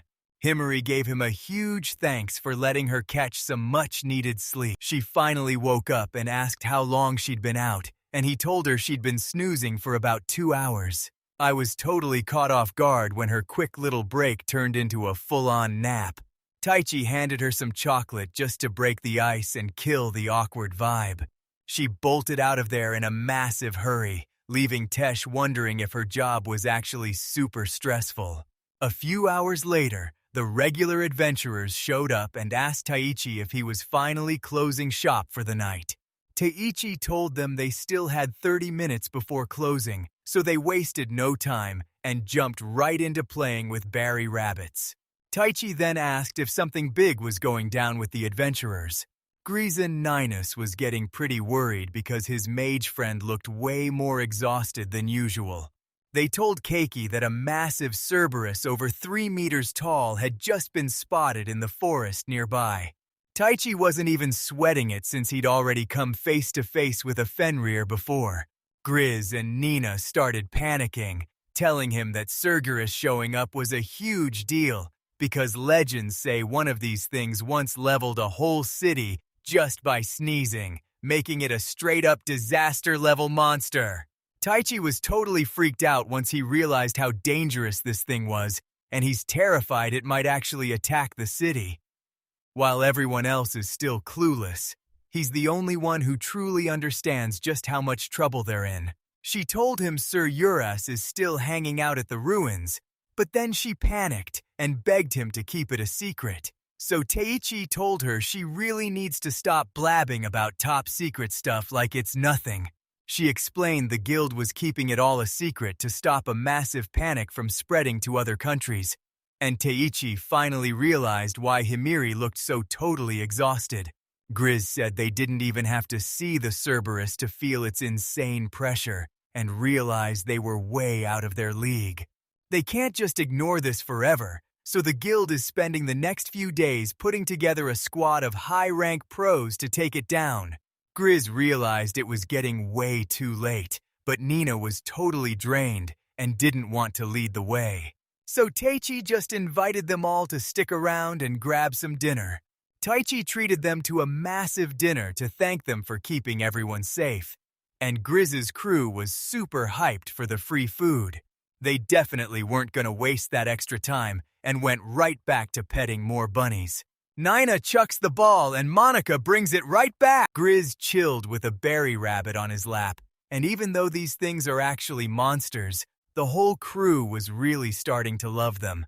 Right on cue, Tachi showed up with the food. Then he serves them up some juicy dragon steak, corn soup, salad, and a side of super fluffy bread. Luke shot up the second he caught a whiff of that dragon meat. He immediately started devouring his meal, and Luke was totally shocked to see him getting fed right there for the first time. But honestly, he and the others just couldn't resist digging into that insane-looking steak. They all asked what kind of meat it was, but there was no way Taichi could just admit it was actually dragon. They took a bite of the steak and totally lost it, saying it was the best meat they'd ever had, and even the bread was super fluffy. Taichi was stoked they loved the food, and after finishing their tea, they finally headed out. Luke checked if the coast was clear, and once Toyohi said yes, he told Taichi it was time to go train, but Taichi was super nervous and thought they should stay inside. Going out was a huge risk with Cerberus around, but Luke just called Teki stupid for thinking that beast was actually a threat to him. He dragged Taichi outside right then and there to show him exactly how strong he really was. Taichi asked if he was actually serious, but Luke just bragged that Cerberus would be way too easy for him. A bit later, Luke's senses totally went off as he picked up on the Cerberus. He told Taichia they were heading the right way, but Taichia was like, "Wait, how do you even know that?" Plus, Luke bragged that he was strong enough to actually sense Cerberus lurking nearby. Taichi warned that adventurers might be lurking nearby, so they had to stay hidden, and Luke totally got the message. He wasn't playing around and tucked Taichi Sumer away in a secret hiding spot. He pointed right toward where the closest adventurers were. Luke didn't even care if the other adventurers saw him throwing down with the Cerberus. He charged right in and let out a massive roar, basically daring the Cerberus to come out and face him. And sure enough, everything went down exactly how he thought it would. The Cerberus actually showed up, and just like the legends, this beast really had 3 heads. This Cerhouse was totally losing it, and was every bit as brutal as the rumors said. Taichi was totally sure this thing was way scarier than that dragon from before. Luke just stepped right up to the Cerberus without showing a single bit of fear. Taichi watched as the adventurers scrambled to get back to the guild and report the news. Just then, the Cerberus charged up magic orbs and fired them at Lu, but he leaped into the air to dodge the attack. It leaps up and slashes the Cerberus with those moonlit claws, sending the beast flying. But the monster is nowhere near finished. Taichi was getting seriously worried for Luke because Cerberus was way more powerful than they ever expected. He wondered what they'd even do after winning, since the thing didn't look edible. But then, he took a second look. Taichi saw how insanely fluffy that Cerberus looked and just had to reach out his hand. They took it down in a heartbeat, but Luke was fuming because Taichi kept getting in his way. Taichi apologized and said he literally couldn't help it. Suddenly, he heard the terrifying sound of Cerberus barking. That massive Cerberus suddenly shrinks down into a tiny, adorable 3-headed puppy that calls Taichi master and begs him to catch them. Taichi nervously caught the Cerberus and realized he could actually understand what it was saying, which means he actually pulled it off and tamed the thing. Taichi felt so light and fluffy that he thought he was literally floating straight up to heaven. Cerberus's 3 heads actually asked for names, so Taichi started naming them one by one starting from the left. On the left we've got Null, Pino's right in the middle, and Chloro is holding down the right side. Taichi scooped them up, totally obsessed with how tiny and fluffy they'd become compared to before. Pino insisted this form was way better for staying close to Taichi, but Taichi suddenly noticed they were actually pretty banged up. He starts by healing them up, but that magic only works on monsters he's actually tamed. The Sugarist was hyped to be healed and told Taichi he was a total legend, but Luke was low-key annoyed that all the damage he dealt got fixed so fast. Taichi was so relieved the pain was finally gone, and Cerberus was starting to feel way better too. Taichi gave him a quick hug for being so cute, but Luke told him they had to get moving before those adventurers they knocked out finally woke up. First, he grabbed those adventurers and hauled them off to a safe spot. After that, Taichi started wondering what he was even supposed to do with Cerberus now. The next morning rolls around and Taichi finally opens his eyes. He looked up and saw Cerberus fast asleep right next to him. He remembered bringing them back to his place earlier, and as he looked around, he suddenly spotted Luke. Luke and Barry Rabbit were totally crashed out on their beanbags, and Luke's heart actually melted seeing all those little fluff balls sleeping so early. He also had a million questions for Cerberus once he woke up, starting with why the heck he was even at those ruins. He remembers the Cerberus saying they wouldn't be lonely anymore, and it hits him how much it must have sucked to be alone for that long. He gave Cerberus a quick pat, but then he realized one of the heads was wide awake. He apologized for waking him up, but then Taichi noticed that only one of the heads, Noel, was actually awake. Noel explains that even though they share one body, every head has its own mind, and when Taichi asks if it was cool to bring them there, Noel says it's totally fine. They were always on the run because humans hunted them everywhere they went, and he said these ruins were their latest hideout. Hearing that was a massive weight off Taichi's shoulders. He actually saved them all just by taming them. Then, the right head, Chloro, woke up and said he's way happier now because he always wanted to meet a nice guy like Teichi, and while Teichi felt bad for he stood up and swore he'd protect them no matter what, telling the servers to wait while he brought out their breakfast himself. He finally opens up the shop, and the first ones through the door are the girls from his party, looking totally wiped out after that early morning emergency call. They swung by to see the Fluffies, and it totally gave Taichi flashbacks to his old office job where he was constantly forced to clock in super early. He told Gree and the gang that since they're regulars, he'd give them free bunny cookies for the berry rabbits, and their tired faces instantly lit up with pure hype. Taichi announces they've got a brand new family member starting today, and while Grizz is totally hyped, Taichi calls out for Pino, Chloro, and Noel. The whole squad was just standing there, totally speechless. They immediately checked out the massive three-headed dog and realized it looked exactly like the Cerberus they were hunting. But they couldn't believe they actually found it in a place like this. They heard the Cerberus totally vanished from the ruins after getting into a massive scrap with a giant wolf monster. Grizz says the guild thinks the original Cerberus is dead, which means this dog is actually its puppy. Harry finally realized that Cerberus gave up his life just to keep his kids safe. Everyone else backed her up, saying that's definitely how things went down. Grizz finishes by saying Teichi probably just walked past and tamed that Cerberus pup without even knowing what it really was. Nina said Teichi was a total mystery himself because he somehow had way too many familiars. It took years, but they finally just let it go since Teiching actually tamed the beast, and there wasn't a single thing they could do about it. Teichi asked if they were finally done talking, and they all agreed they were finished. Then, Taichi finally showed up with a massive meal for Luke, the Cerberus, and the rest of the gang. He took care of feeding Luke and Cerberus while the other adventurers handled the berry rabbit's meal. With their family growing by one, Cafe Fluffy was back to its usual chill vibes. Back in the forest, the Guildmaster Himari was scouting everywhere for Cerberus, and even though the other adventurers thought it was already dead, she refused to believe it just vanished because she was dying to see the beast for herself. They were finally heading home, but Himari decided to take a little detour on the way back. Right as she's making her way there, she stumbled right into a pack of orcs, and they spotted her immediately. They were surrounding her and looked ready to jump her at any second.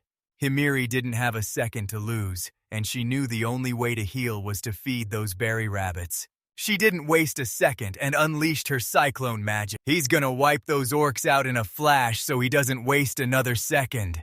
After taking them down, she really wished these monsters were as adorable as those berry rabbits. She headed back to Cafe Fluffy and gave Taichi a big hello the second she walked in. Taichi thought she was super busy, but she told him she already finished her work and was just there to hang out with the berry rabbits. She was totally shocked to see a Cerberus standing right there in the middle of Cafe Fluffy. Taichi saw her standing there totally frozen and asked her what was wrong. He told her all about the new faces at Cafe Fluffy, Pino and Chloro Noel, hoping they'd hit it off, but she was so stunned she couldn't even say a word. Taichi asks her what she wants to drink, and she just goes with a black tea. As Teiji heads off to grab the order, Himiri realizes that a monster with 3 heads and 1 body has to be a Cerberus. So there was no way around it. A Cerberus was literally inside Cafe Fluffy, and she was actually super hyped to meet them. She sat down looking super nervous and reached out to pet the Cerberus's fur. She was totally obsessed with how fluffy Cerberus looked and just saw him as a giant softie. She remembered hearing that tamed monsters could actually change their size, and she was hyped to finally see it happen for herself. A Cerberus is way stronger than some weak berry rabbit, and since regular tamers can't touch disaster-grade monsters, Teichi might actually be the best in the world, making her wonder who he really is. She caught her staring right at him from across the way. He just flashed a grin and turned around to face Luke. He brought the black tea straight to him, Mary. She wasn't gonna let Cafe Fluffy shut down, so she decided to use her power as the guildmaster to secretly have Taichi's back if he ever got into trouble. The next day, right as the cafe was closing up, Luke and the crew started shaking Tacky awake so they could finally grab some food. Taichi was totally zoned out, dreaming about being a total legend among the Fluffies. Luke got super pissed and slammed Taichi with heavy pressure, forcing him to jump right back up. After serving up the food, Taichi wondered what to do next and realized that even though he's been in this world for a while, there's still a ton of stuff he doesn't know. So today, he's heading straight over to the Tamers Guild. He makes it to the Tamers Guild, and Shelty is right there to greet him just like always. Taichi said he was there to learn the ropes of being a Tamer, but Shelty thought it was wild he knew so little when his monster was so weird, so he just blamed it on being. So she just handed him a massive book filled with every monster out there. And it was also home to all sorts of crazy monsters. Taichi checked out exactly where his monsters lived, while Kerner and Lu were left totally in the dark. Taichi was basically obsessed with nothing but the fluffiest monsters he could find. Right then, he spotted something he absolutely couldn't look away from. He buried his face right into the book. He stared at the book because he just spotted a wild cat monster lurking inside. Shelty tells him it's a forest cat, and Taichi is totally hyped to find out more about it. She tells him he's gotta head to a forest in the next country over to track down that forest cat. But even with a carriage, the trip is gonna take him a whole month. Tesh figured that hitching a ride on Luke would definitely get him there way faster than a month. She saw how into it he was and said a forest cat would look totally adorable in Taichi's cafe.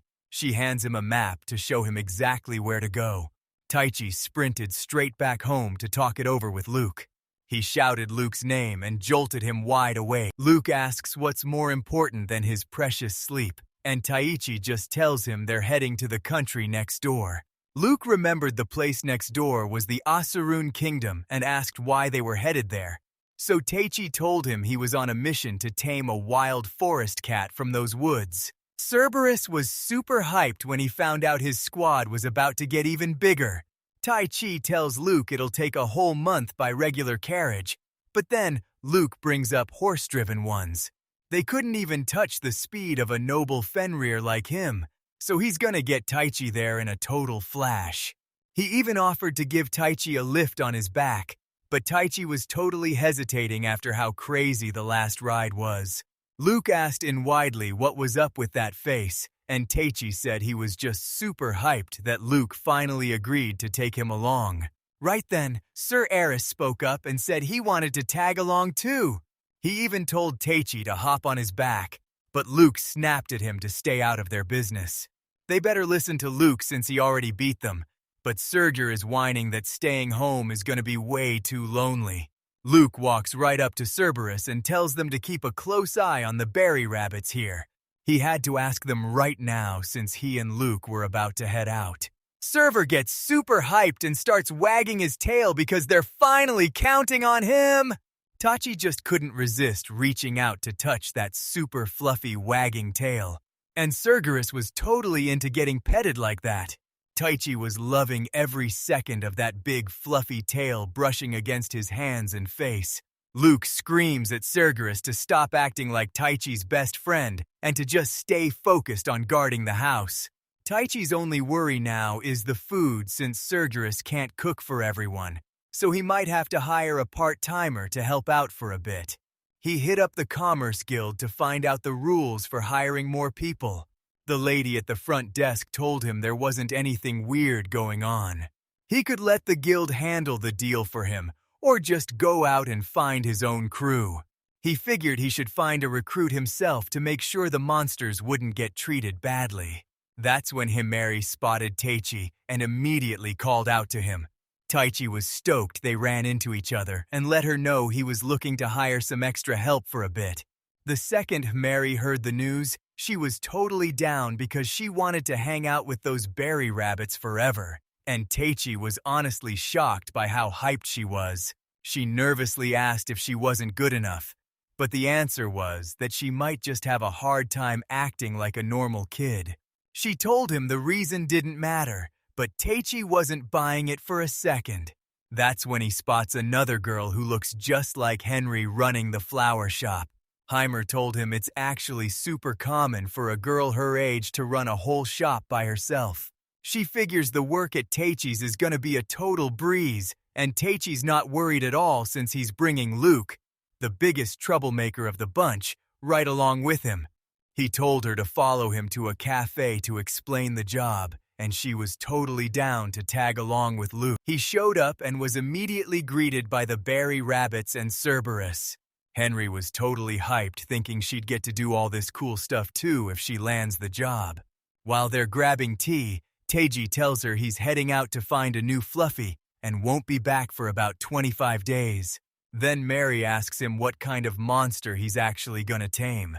He says he's gonna tame a forest cat from the country next door, and Hamuri is totally down because that cat is super fluffy. Himiri asks if her job lasts 25 days, and while Teichi thinks she's stressed about the work, she's actually just shocked he can reach the Acerun kingdom that fast. She also told him she'd taken down a forest cat before, but since she never got to touch its fur, she was actually super hyped for this. Teichi told her he's dipping out the second Himiri learns how to do the job. Emery told him she's a free adventurer now, so he can totally rely on her to have his back. Taichi says he'll show her the ropes while they work and they can figure out her pay at the same time. He laid out the schedule and offered a massive 10,000 shells a day. But Heimer immediately said that was way too much money for this kind of work. Taichi really wanted to make sure he paid enough so his family would be totally taken care of. Himiri promised to look after them for real since she totally loves every single familiar. Next, Teichi showed her the ropes for her new job at Cafe Fluffy while she rocked her apron. This proves she's a legit cafe employee, so Teichi tells his familiars that Mary is officially joining the squad today. Then he started breaking down exactly what she had to do. He starts every morning by checking his familiars to see if they're hyped and full of energy. Himiri figured these monsters were way too strong to ever actually get tired. Then Taichi had her tag along so he could show her exactly how to give the familiars a bath. He led her to the backyard and showed her a shack that was actually the bathroom for all the familiars. Taichi told her she was totally free to use the towel and any of the other stuff there. And for the very last stop, he showed her the bathtub. I honestly can't believe they even have a bathtub for the familiars. He showed her the faucets that pump out hot water, and she was totally blown away, asking him how it even worked. Taichi couldn't really explain what was happening, so he just said sorry for using some tech from back home. Right then, Luke decided to wash up and hopped straight into the tub. Taichi was stoked when all his other familiars decided to hop into the bath with him. Then he showed her the right way to scrub down and get clean. Henry was totally shocked seeing the monster take a bath for the first time, especially when all its fur went completely flat. Teichi tells her it's totally normal for fur to look like that after a bath, and they just need to dry it off with some towels. I seriously thought her magic would make this whole thing way easier. She whipped out her wind magic and totally dried up those furry familiars in a split second. Check out how crazy fast that happened!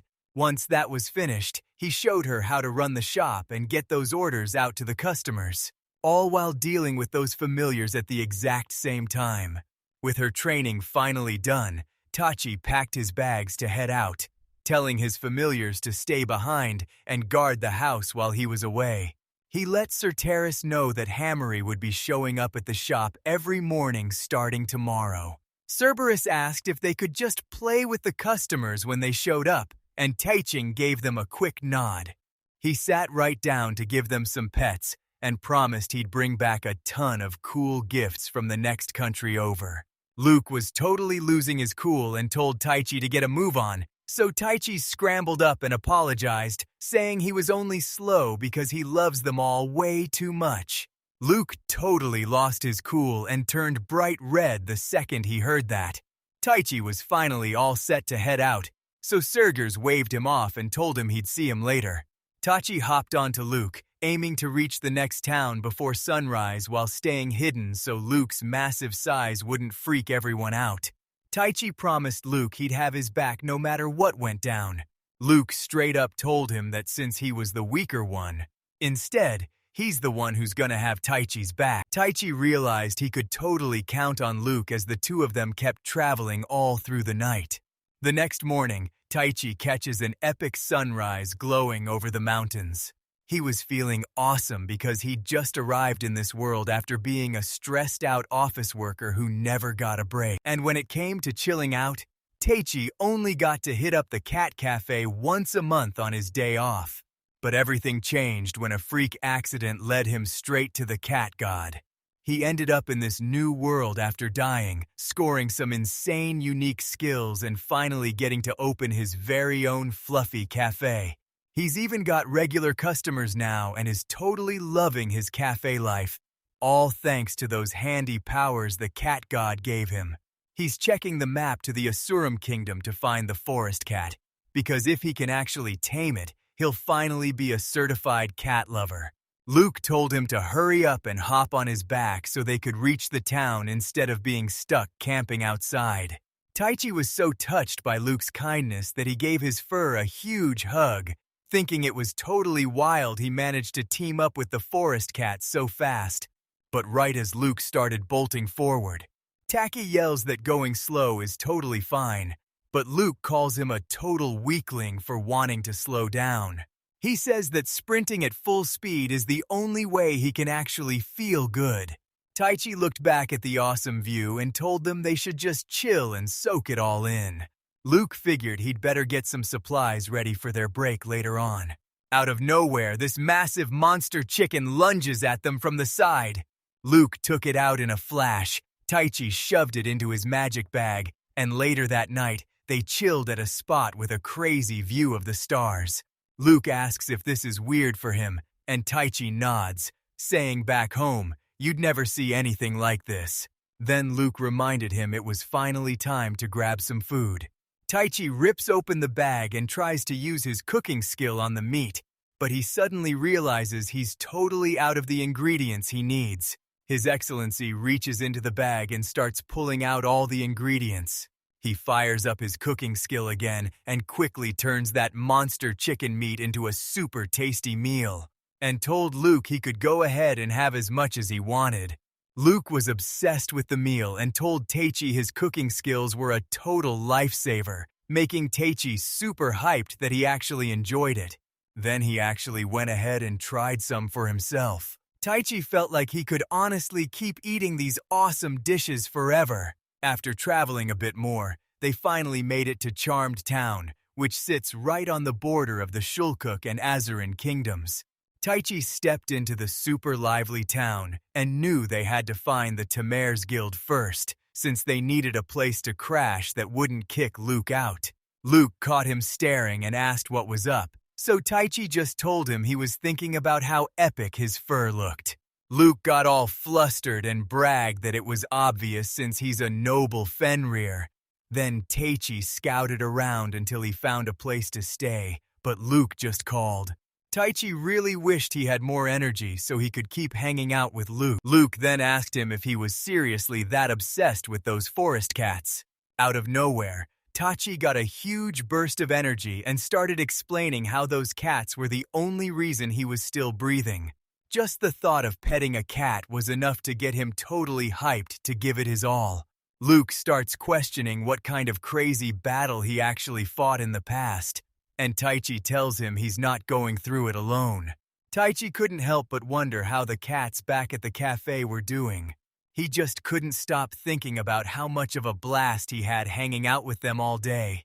Right then, Luke got stomped right in the face for making those weird expressions. Taichi said sorry, but he was actually vibing with the feeling of Luke's paw, so Luke asked why he was smirking like a total idiot. Taichi basically just said it's because Luke is way too cute. Luke shut that down, insisting there was no way a noble Fenrir like him could ever be cute. And he was seriously not okay with being grouped together with those berry rabbits. Taichi told him there's no way to rank cuteness because, in his eyes, every single one of his familiars is totally adorable. Luke just turned his back on the guy. Taichi realized Luke was actually being shy, and even though Luke thought the whole thing was super cute, he told Taichi to just go to sleep right now. Taichi knew he was totally right, so he just told Luke goodnight and headed off.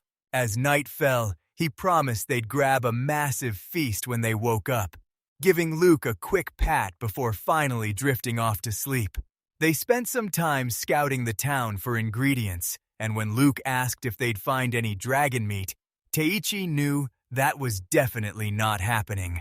So he looks at Luke and asks why they don't just give that wild minotaur tail soup a shot. Taichi grabbed 2 bowls of soup for him and Luke to dig into. And you actually thought it tasted amazing. Luke was thinking the exact same thing about that suit. Then, Taichi told everyone they should keep looking around for even more delicious meat.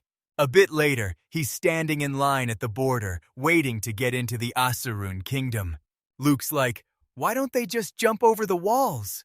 Taichi tells them they have to do things the right way because he just wants to stay under the radar and keep running Cafe Fluffy in peace with Cerberus. Taichi stepped up, and just like he expected, the guard's jaw dropped the second he saw Luke. He warmed up to him fast and even hyped up his fur coat, which Luke was super stoked to hear during their quick meeting at the gate. Taichi walks right up to the guards and tells them he's a tamer. He whipped out his guild card to prove he was the real deal. The guards checked his tamer registration and waved him right through the gates. Taichi was just relieved that Luke didn't start any drama this time, and the guards even told him to stay safe. Now Taichi was totally ready to meet the forest cats of this blue kingdom. Taichi headed deep into the Acerun kingdom to find a massive forest town called Fallen. He starts seeing tons of toys shaped like wolves and all sorts of powerful masters. Taichi was actually really into the art, so he asked Luke if he thought it looked awesome too. One of the wolves looked exactly like Luke, and he totally snapped, yelling that he's way stronger than those pathetic weaklings. Taichi quickly spoke up and said he was only talking about how they looked on the outside. The shopkeeper asked if Taichi's familiar had beef with the toys, so Taichi apologized and tried to make up for the trouble. The shopkeeper said it was totally fine since he carved it after seeing a real wolf, but Taichi's familiar is way more powerful, so you can't even put them in the same league. Luke was hyped to hear that. And then, the shopkeeper mentioned he'd heard of special tamers who can actually talk to their familiars. He asked if Taichi could hear the sound, and Taichi just told him he understands exactly what monsters are saying. And right now, his familiar was actually fuming because he hated being grouped in with those wolves.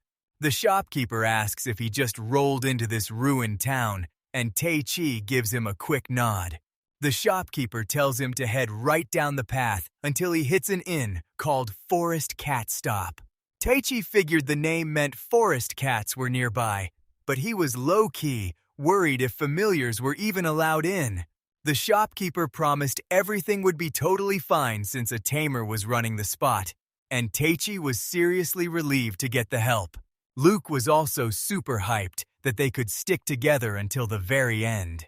Taichi followed the directions and finally made it to the Forest Cat Inn. He walks right in and finds the owner himself working the front desk. Taichi asked if he could stay there with his familiar, and the owner was totally cool with it. He read the note and promised to get a massive room ready right away, so Taichi thanked him for catching on so fast. Suddenly, he spots a legit forest cat just casually bringing him his room keys. Taichi was totally blown away by the shock of it all. The owner introduced the forest cat and revealed it was actually one of his familiars. He says his little sister helps out sometimes, but since he's basically running the inn solo, he uses his familiars to pick up the slack. Taichi realizes this is a legit cat inn and thanks the cat god for his luck. But the owner is totally weirded out until Taichi mentions he's there to tame the forest cats, which just leaves the guy even more confused about why he'd even want to do that. They weren't strong and didn't have any cool magic, so Teichi just straight up told him he liked them because they're so fluffy. The guy was totally blown away, so Teichi stepped up and explained what fluffiness was really all about. And yeah, he totally saw it too. He called Teichi a pretty interesting guy before introducing himself as Arts, a tamer and the owner of the inn, so Teichi introduced himself right back. Arts then admits he used to be an adventurer, but since he couldn't get strong enough, he had to take over his parents' place instead. Since Arts could only tame basic forest cats with his weak skills, he was way too weak to join a real adventuring party. Keiichi could totally picture the disaster since cats aren't exactly powerhouses, and as Arch blabbed on, Luke kept his eyes glued to the forest cat. Arts finally admitted that his inn was a total wreck, just like his career as an adventurer. Teichi was totally shocked to see cats hanging around, but Arch told him there was a pretty embarrassing story behind why they were there. He promised to give Teichi the best service possible while he was there, and Teichi was super happy to be treated like a VIP. He realized people here have zero love for small animals since they're all monsters. But he was sure they'd totally obsess over them once they saw how cute they actually are. These cats were strictly there to help Arts work instead of playing with guests. But he wondered what would happen if they actually started hanging out with the customers. There was a huge chance this could make the whole thing blow up and become a massive hit. Arts was leading Teichi to his room when Teichi suddenly shouted, "Yo! Why not turn this place into a cat inn where people can play with kittens?" And Arts was totally caught off guard by his crazy energy. He calls cats the world's greatest treasure because of their innocent eyes, super fluffy fur, and perfectly sleek bodies. They were actually obsessed with the flowers blooming right out of their skin, while Arts was over there sweating bullets. Teichi spent the next while just spamming him with a ton of cat ideas. Luke was starting to get bored and asked Teichi what his next move was. It doesn't matter how cute those cats look. They're still straight-up monsters that humans won't just accept that easily. Teichi says he's got a secret plan ready for this, and he's sure he can pull it off just like his cafe. Teichi used his creation skill to pull a cat toy straight out of his imagination. Luke asks what the heck it is, so Teichi swings it right at him, but since it doesn't work, he decides to try it on cats after getting the okay from Arts. Teichi caught a whiff of something delicious and got super hyped for dinner. Arts was busy whipping up some dinner when he spotted Teichi and asked if he needed anything. Teichi showed off the cool gadget he built and asked Arts if he could finally go hang out with the cats. Right then, a forest cat locked its eyes straight on Teichi and Nyaud. He was totally melting over how cute the kitty was, and as Teichi kept waving the toy, a bunch of other forest cats started showing up. He's fighting every urge to pet them because he's terrified they'll end up hating him. He tossed the toys over to play, and he could see the cat was finally starting to lock in. Teichi pulled the toy back, thinking this cat teaser was finally gonna do the trick. Exactly like he expected, the cat fell for it and started pouncing all over that toy. Teichi was stoked that his little trick worked so well and made them pounce right on it. Arts watched from the sidelines and thought it was awesome, since he'd never seen his cat having this much fun before. Teichi admitted he'd never seen cats get this hyped over his cat teaser before. Teichi got himself ready to spend a ton of time playing with all those cats. Right in the middle of all those tears, Teichi decided he was gonna build way more toys for the cats. Back in his room, Teichi was just staring at the cat toy when Luke finally pointed something out. He realized he looked like a total mess, and it actually caught Teichi off guard. But he just couldn't stop wearing that super creepy grin. He decided to whip up a bunch of new toys just so he could keep playing with those forest cats. He turned to Luke and asked if those forest cats could actually talk. Luke shot that down, saying there's no way those magic-tamed forest cats can actually talk. Think about it. If there's a whole gang of forest cats, their leader has got to be able to talk. Taichi realized he'd have to tame an entire pack of forest cats just to find the one that could actually talk. This totally reminded him of his chat with the cat god, who was also a cat that could talk. Taichi was totally zoning out again, just daydreaming about what it'd be like to actually talk to cats. Lupe snapped him back to reality and asked if he was starting on the toys right now, and Taichi didn't even try to say no. And just like that, Luke finally crashed. Taichi started to worry that he was the reason Luke felt so totally alone.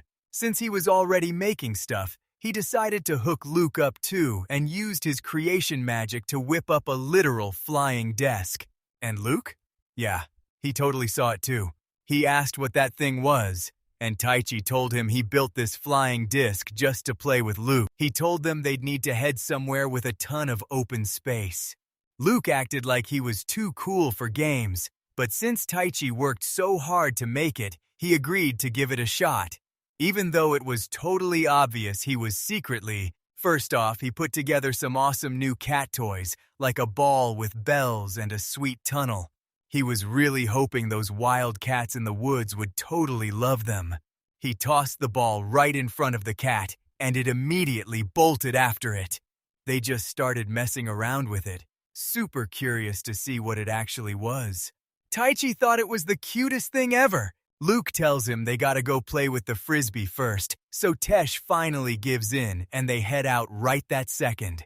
Arts heard some noise and went to check it out, only to find his cat having the time of its life. Taichi had no idea his cats could go this hard, and he was just hyped to see them having such a blast. Taichi told Art that customers should try tossing the balls around so the cats could have a blast playing with them. Taichi excused himself and took off to play with Luke since he was in a massive hurry. Arts asked if he could try throwing the ball too, and Taichi just gave him a nod. He even talked about the awesome tunnel he built just for the forest cats to play in. Arch was honestly so glad to have a customer as awesome as Taichi. Taichi just told them he was actually way more hyped to meet Arts instead. Luke, Hayes, and Taichi head straight out to give this flying disc thing a shot. Loop led Taichi through the thick forest and right into a massive, wide-open field. Taichi thought the spot was awesome and wished he could just grab his lunch and chill there with the other familiars. Luke suddenly cut him off to ask how the flying disc worked, and Taichi could tell he was totally hyped up for it. He told Luke to hang on a second, then he chucked the disc and waited for it to get some distance. Taichi chucked a flying dish and challenged Luke to catch it, turning the whole thing into a game. Luke looked totally confused, and Taichi felt super uneasy realizing that even this basic game was completely unknown in this world. He told Luke to go first so he could see how awesome it was, and Luke was totally down to give it a shot. Then Taichi just chucks the flying disc as hard as he can.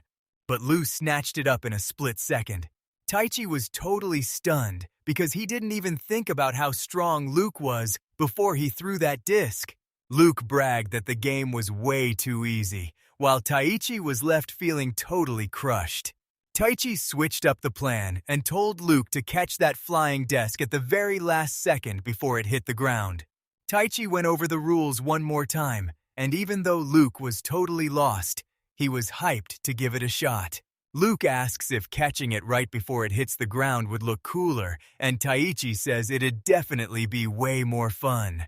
He sent that disc flying one more time. They went for it again, and this time Taichi and Luke waited until Taichi gave the signal to finally snag it.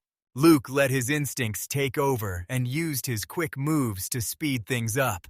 He lunged up and snatched that flying disc right before it hit the ground, proving once again that Luke is just on another level. Taichi realized that Luke was definitely holding back a ton of power while he was riding on his back.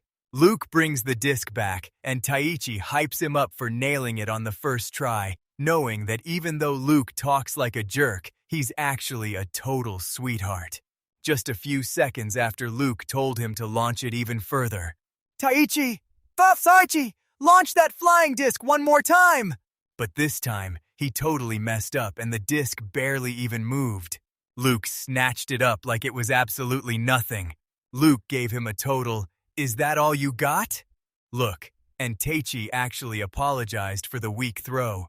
Luke asks if it's actually hard to throw, and Taichi tells him that while tossing it is easy, making it go the distance is the real struggle. Luke gives it a shot and tosses the disc, but it totally flops and lands just a few feet away. Luke's pride was way too big for him to ever back down. He locked in and launched that disc with perfect form one more time. This time it flew over 100 meters away, and Luke just acted like it was the easiest thing in the world. Taichi figured this was a total breeze for Luke since he's got that crazy strength. Luke told Taichi to go grab it since he was the one who threw it, but Taichi just whined that he was way too weak to do it after they'd been playing for a Taichi dragged himself back to the inn totally wiped out, but then he caught the sound of girls nearby. Taichi wondered who else could have found this spot, especially when he saw girls playing with the forest cats using his handmade toy cars. Taichi realized those cat toys were blowing up way more than he ever expected. Arts welcomes Taichi back and tells him the cat toys are a total hit. Then one of the girls asks her brother Arts if Taichi is the one who actually made them. Arts nods and introduces his sister Lucy, who mentions she's actually an adventurer and runs the inn right alongside her brother. Taichi stepped up and introduced himself to Lucy too. Then, Lucy introduced two more of her adventurer friends, Marilia and Bianca. Marilia was gushing about how much she loved playing with those cute forest cats, and now Bianca feels way too bad to ever fight monsters like them again. Taichi totally agreed that those forest cats were super adorable. He looked back and saw those forest cats already rushing through the tunnel he just made. He knew a spot where people could chill with forest cats would be a total hit, so he decided to make the whole place all about the cats. He figured letting cats just wander around the guest rooms was a pretty bad move. So he figured he should just build them a massive cat tower. Taichi spotted the perfect empty spot on the wall to make it happen. He asked Lucy if they could use some boards to build a cool cat tower right on that wall. He told her it was basically a spot for cats to climb and chill since forest cats are obsessed with high places. Lucy nodded and agreed they could totally make that work. Plus, she really wanted to help build it herself. Lucy mentions they've got some wood in storage to build the wall stairs, but Peiichi wonders if it's actually okay to change the plan at the very last second. She just told him straight up that there was absolutely nothing to worry about. She was totally down to change whatever she had to, just to make sure their ending went perfectly. Plus, she wasn't really feeling the adventurer vibe, so she decided to put in some extra work before the end. Taichi saw how much she truly loved the inn her parents left behind, so he decided to step up and help her out as much as he could. Lucy was having a total blast messing around with that cat teaser. Arts told Lucy he's turning the inn into a place where people can hang out with forest cats, so he's totally fine with Taichi putting up the boards himself, and Taichi was down for the plan. He was super hyped to make even more of his dreams real, like his fluffy cafe where people get to hang out with actual monsters. Arts thanked Haichi a ton for all the help and promised to hit up his cafe the second his inn becomes a total hit. Arts reached out for a handshake to show he was thankful and that they were officially bros. Taichi was totally down for the offer and couldn't wait to help with the art while staying at his place. Taichi heads to the backyard storage and finds Lucy prepping some wooden planks, and when he tells her she's doing an awesome job, she explains that since she's in charge of the she tried to handle all the chores so their guest wouldn't have to, and Taichi really respected her for it since he knew they'd been through a lot lately. Lucy admitted she always wanted to be an adventurer, but now she's having major second thoughts, and Taichi can tell it's because she's constantly staring death in the face. He asked if she was going to be an adventurer forever, but she just said she hadn't really thought about the future yet.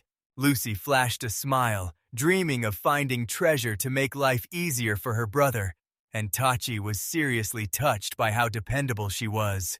Once the boards were finally finished, they headed straight back to wrap up the cat tower. Luke took a solid nap while Lucy and Taichi finally finished nailing those boards into a staircase. Taichi loved how it turned out, but Marilia teased Lucy about being a better builder than an adventurer, making Lucy totally blow up at her. Arts went to check the boards, making sure they were comfy enough for the cats to chill on. He turned back to his forest cats and asked if they were down to try it out. The forest cards jumped right onto the board and sat there just like those lucky cat statues.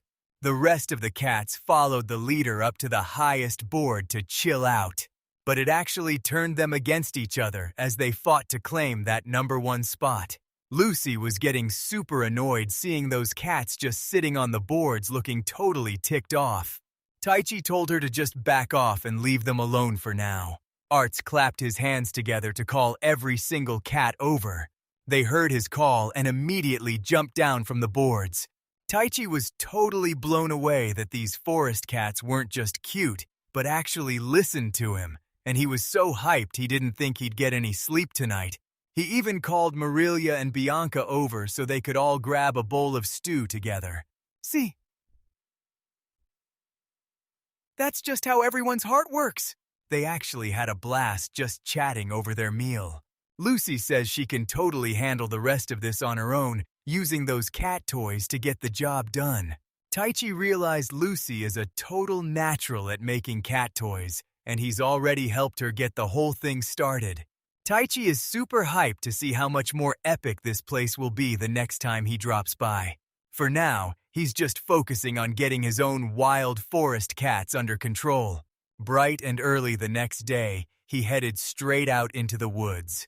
Luke thought some tasty bait would make the job go way faster, but Taki had to remind him they were there to tame the forest cats, not hunt them, even though Luke was secretly hoping to snag a dragon at the same time to get 2 for the price of 1. Taichi figured Luke totally earned another dragon steak for all his help, but he really wished Luke could round up those forest cats without hurting them. Right then, Luke asks him if they should head even deeper into the woods. Taichi says they should stick around because forest cats are weak and easy to tame, so they definitely wouldn't be hiding deep in the woods. But even after searching for a while, Taichi didn't spot a single forest cat, which was super weird because Art said the place was supposed to be crawling with them. She thought things felt super sketchy and started wondering if they'd ended up in the wrong forest. He decided to see for himself, so he popped open his status and fired up his search skills. This was the perfect way to track down those forest cats and find their secret hideout. Luke caught Taichi doing something weird and asked what was up. So Taichi explained he was just testing a skill to see if he could track down the forest cats. Luke was blown away by Taichi's crazy abilities, but Taichi was totally clueless about how rare his powers actually were. He saw the skill tracking the forest cats perfectly, and Taichi was seriously impressed by how simple and spot-on it was. He warned Luke that a pack of forest cats was waiting for them just up ahead. Luke realized something was super sketchy since he hadn't even grabbed their gifts yet. He focused up and sensed some heavy hitters nearby, which is definitely why those forest cats are too spooked to show their faces. Taikai was definitely worried things were gonna get bad with those stronger monsters, but Luke just jumped straight into feeding it right then and there. That sudden suggestion really killed Taichi's vibe. They asked Luke if he was for real, since he'd already warned them that those monsters were insanely strong. Luke shouted that he's a noble Fenrir and there's no way he's ever losing to anyone. Luke explained that the monster was only a threat to a forest cat, so they're going to hunt it down, and Taki realized that meant he'd have to hitch a ride on Luke's back. He straight up asked Luke to take it easy on him. Luke was barely even trying, but he was still way too fast for Portetzi. And it wasn't long before they finally spotted the monster they were hunting, and it turned out to be a massive monster crow. Luke called the giant crow a total coward that only hunts weaklings, and when Taichi asked if he could reach it, Luke just nodded like it was way too easy. He told Taichi to hold on tight as he launched himself into the air to take down that massive flying crow. The crow totally freaked out and lunged straight at them. Luke dodged that hit like it was nothing and charged straight at the weak crow with his shark claws out. Luke absolutely wrecked that crow in a heartbeat and shouted that he can't stand monsters who pick on the weak. Luke told Taichi to bag up the crow for materials, and right then, Taichi realized Luke was actually looking out for him. Right then, Taichi heard a weird noise coming from the bushes. He totally freaked out thinking it was another crow, but Luke told him to stop hiding because he'd keep him safe. Taichi spotted exactly where that noise was coming from. A pair of monster ears twitching along with some strange cat sounds. He was totally caught off guard when he saw it was actually a pack of forest cats hiding behind those bushes. Taichi was dying to pet the cat, but then he noticed the poor thing was barely even moving. The cat was way weaker than normal because it had been hiding in a hole from a crow for forever. So as soon as Taichi heard that, he sprinted off to give it some food. He was totally lost on what was healthy enough for a sick cat. But then Luke suggested giving it some of those bunny cookies. Taichi slowly crept toward the cat with the cookies, acting totally chill so he wouldn't scare it away. Taichi did his own thing to show the cat that the cookie was totally safe to eat. Feeling totally safe, the cat slowly sniffed the cookie and finally started chowing down. After eating that, the cats are actually starting to look way better. The cat walked right up to Taichi like it was saying thanks, and he wondered if it was all because of his legendary title that makes every fluffy creature love him. And honestly, it looked like he was totally gonna tame that thing no matter what. Taichi ended up taming the forest cat hanging around its legs and named her Sakura. As soon as he grabbed the cat, he couldn't stop petting it because it was so cute, making Luke yell at him for having that goofy face again.